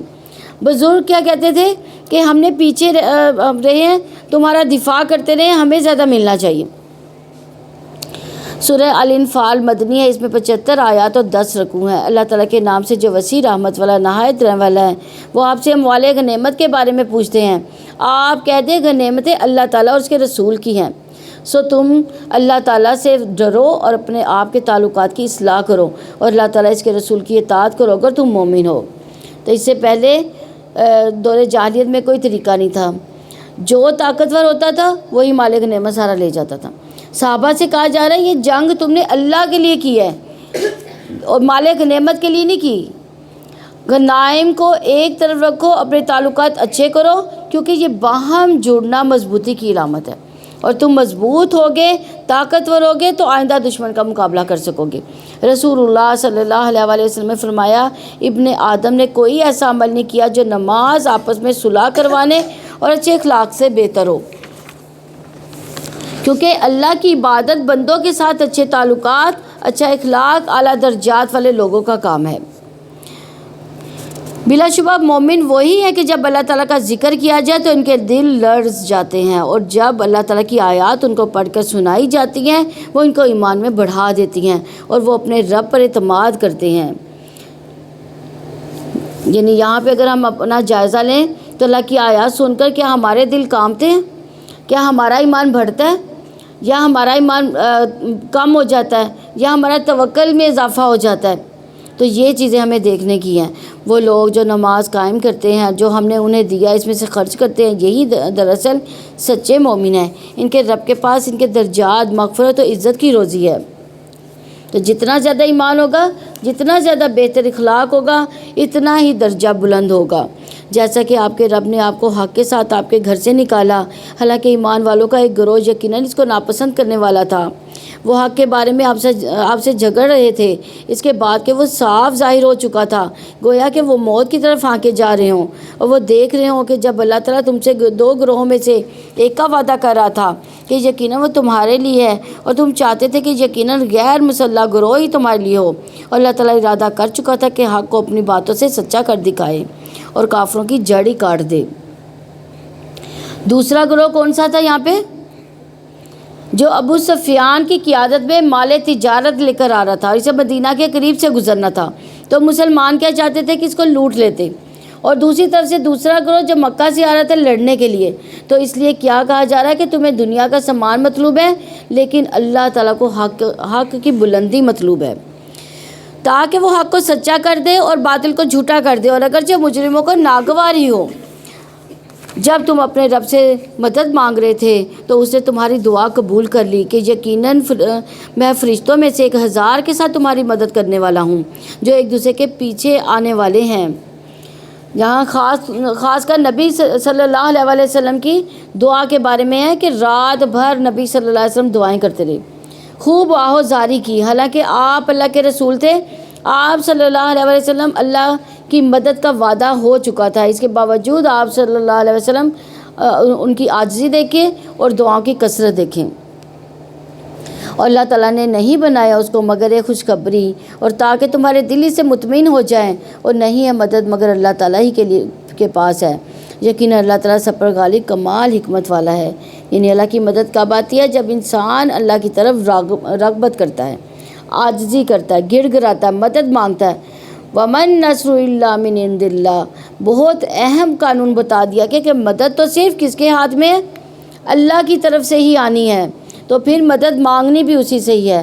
جب اللہ تعالیٰ تم پر اونگ طاری کر رہا تھا اپنی طرف سے امن دینے کے لیے، اور وہ آسمان سے تم پر پانی نازل کر رہا تھا تاکہ اس کے ذریعے تمہیں پاک کر دے اور تم سے شیطان کی گندگی کو دور کر دے، اور تاکہ وہ مضبوط کر دے تمہارے دلوں کو اور اس کے ساتھ تمہارے قدموں کو جما دے، جب تمہارا رب فرشتوں کی طرف وحی کر رہا تھا کہ یقیناً میں تمہارے ساتھ ہوں، بس تم ان لوگوں کو ثابت قدم رکھو جو ایمان لائے، ان قریب میں ان لوگوں کے دلوں میں رعب ڈال دوں گا جنہوں نے کفر کیا، بس تم ان کی گردنوں کے اوپر ضرب لگاؤ، ان کے ہر پور پر ضرب لگاؤ، یہ اس وجہ سے ہے کہ یقیناً انہوں نے اللہ تعالیٰ اور اس کے رسول کی مخالفت کی، اور جب اللہ تعالیٰ اس کے رسول کی مخالفت کرے تو اللہ تعالیٰ یقیناً بہت سخت عذاب والا ہے۔ یہ ہے تمہاری سزا، پھر اس کا مزہ چکھو، اور یقیناً کافروں کے لیے آگ کا عذاب ہے۔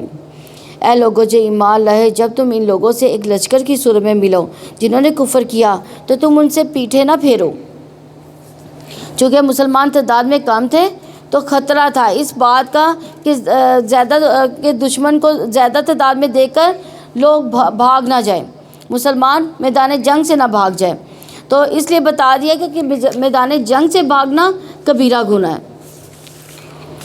اور جو کوئی اس دن ان سے اپنی پیٹھ پھیرے سوائے اس کے وہ لڑائی کے لیے پینترا بدلنے والا ہو یا کسی گروہ کی طرف جگہ لینے والا ہو، تو یقیناً وہ اللہ تعالیٰ کی طرف سے غضب کے ساتھ لوٹے گا، اس کا ٹھکانہ جہنم ہے، اور وہ لوٹنے کی بہت ہی بری جگہ ہے۔ یعنی اللہ کی راہ میں نکلے ہیں ایمان والے صحابہ کرام میں، لیکن اگر تم بھی میدان جنگ سے بھاگے تو کیا انجام ہوگا آگے؟ تو اس لیے انسان کو نیکی کے راستے پر چلتے ہوئے استقامت اختیار کرنی چاہیے، مشکلات سے انسان کو گھبرانا نہیں چاہیے، ورنہ بعض کا ایک شخص پیچھے ہٹتا ہے تو دوسرا اس کو دیکھ کر، پھر تیسرا اس کو دیکھ کر، اس طرح بہت سے لوگوں کے دین سے پھرنے کا سبب بن جاتا ہے۔ بس تم نے انہیں قتل نہیں کیا بلکہ اللہ تعالیٰ نے انہیں قتل کیا، اور آپ نے خاک کی مٹھی نہیں پھینکی جب آپ نے پھینکی تھی بلکہ وہ اللہ تعالیٰ نے پھینکی، اور تاکہ وہ ایمان والوں کو اچھے انعام سے نوازے۔ یقیناً اللہ تعالیٰ سب کچھ سننے والا، سب کچھ جاننے والا ہے۔ یعنی امتحان میں بھی ڈالا مدد کے ساتھ تاکہ امتحان میں کامیاب بھی ہو جائے، کس قدر اللہ تعالیٰ ہم پر مہربان ہے۔ یہ تھی حکمت، اور بلا شبہ اللہ تعالیٰ کافروں کی خفیہ تدبیر کمزور کرنے والا ہے۔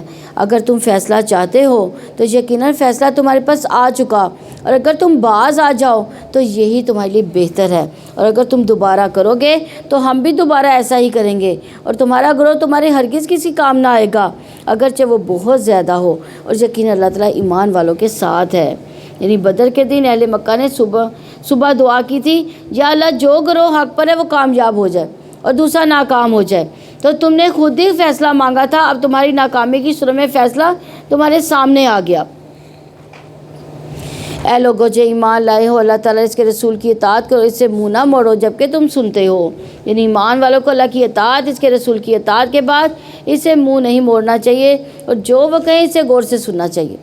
ان لوگوں کی طرح نہیں ہونا چاہیے جو کہتے ہیں کہ ہم نے سنا لیکن دل سے نہیں مانتے۔ اصل میں سننے والا کون ہوتا ہے؟ جو مان لیتا ہے بات کو سن کر۔ اور تم ان لوگوں کی طرح نہ ہو جاؤ جنہوں نے کہا کہ ہم نے سنا حالانکہ وہ نہیں سنتے۔ یقیناً اللہ تعالیٰ کے نزدیک بدترین جانور کون ہے؟ بہرے گونگے لوگ ہیں جو سمجھتے ہی نہیں، اور اگر اللہ تعالیٰ ان میں سے کوئی بھلائی جانتا تو وہ ضرور انہیں سنواتا، اور اگر وہ انہیں سنوا دیتا تو بھی وہ ضرور منہ پھیر جاتے، اس حال میں کہ وہ بے رخی کرنے والے ہوتے۔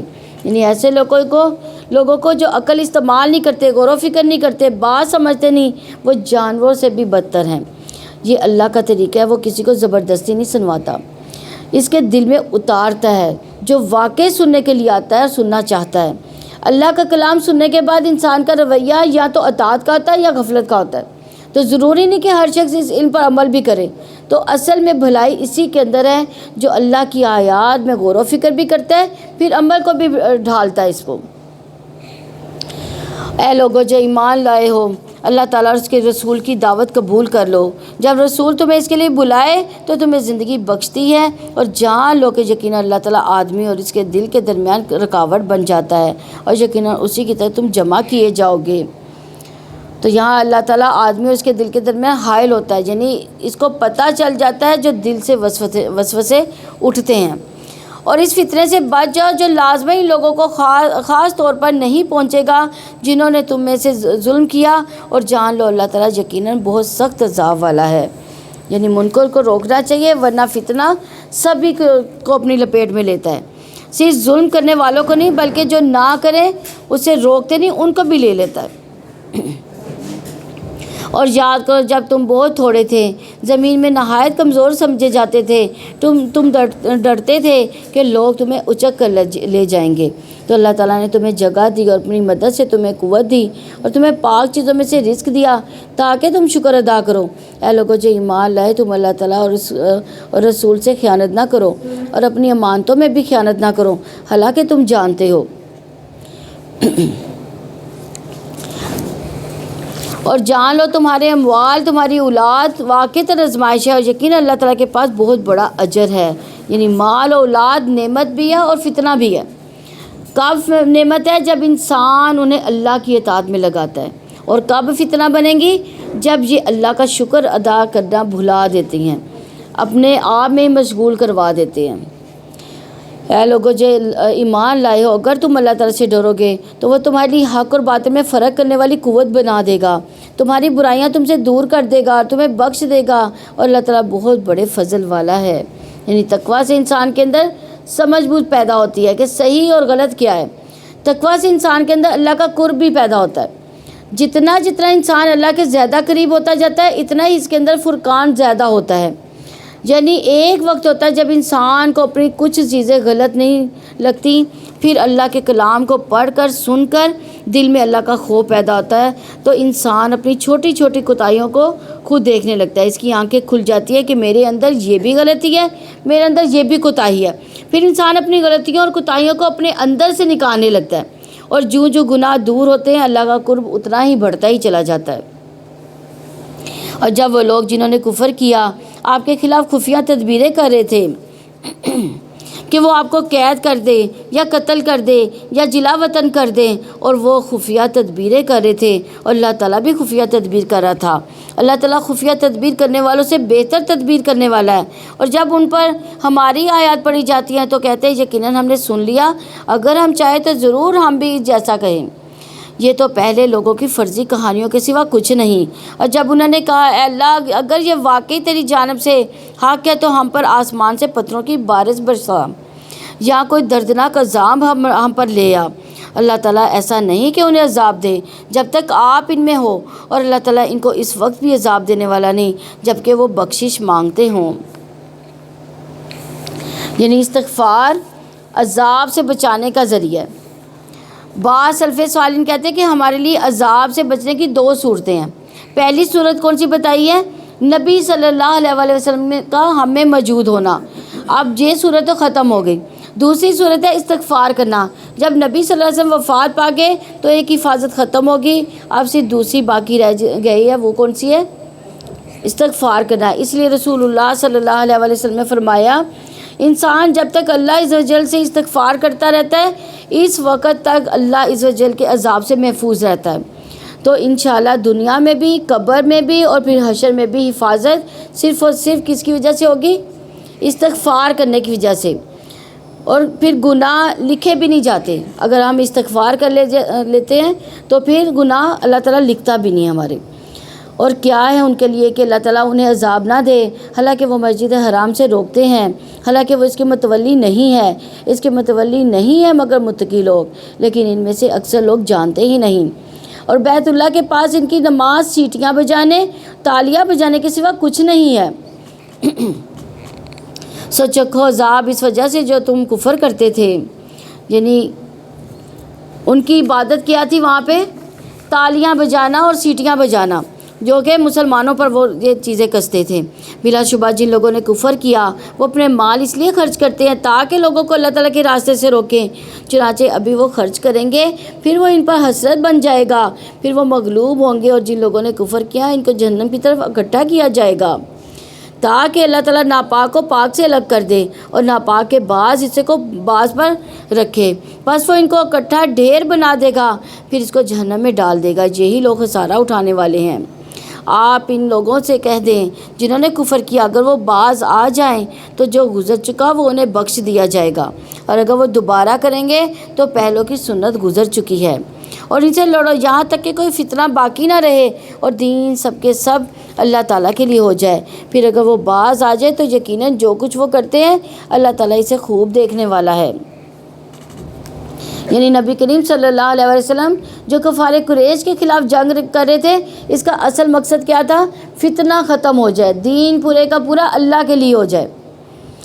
اور اگر وہ منہ موڑے تو جان لو یقیناً اللہ تعالیٰ تمہارا دوست ہے، وہ اچھا دوست اور اچھا مددگار ہے. یعنی مشرکین مکہ سے کہا جا رہا ہے کہ اگر باز آ جاؤ، ورنہ مومنوں کا مولا کون ہے؟ پھر اللہ تعالیٰ ہے، وہ ان کی مدد کرے گا اور تمہاری شامت آ جائے گی. اللہ تعالیٰ ہمیں ہمیشہ اپنے عذاب سے محفوظ رکھے اور اللہ ہی ہمارا مولا رہے. آمین ثم آمین.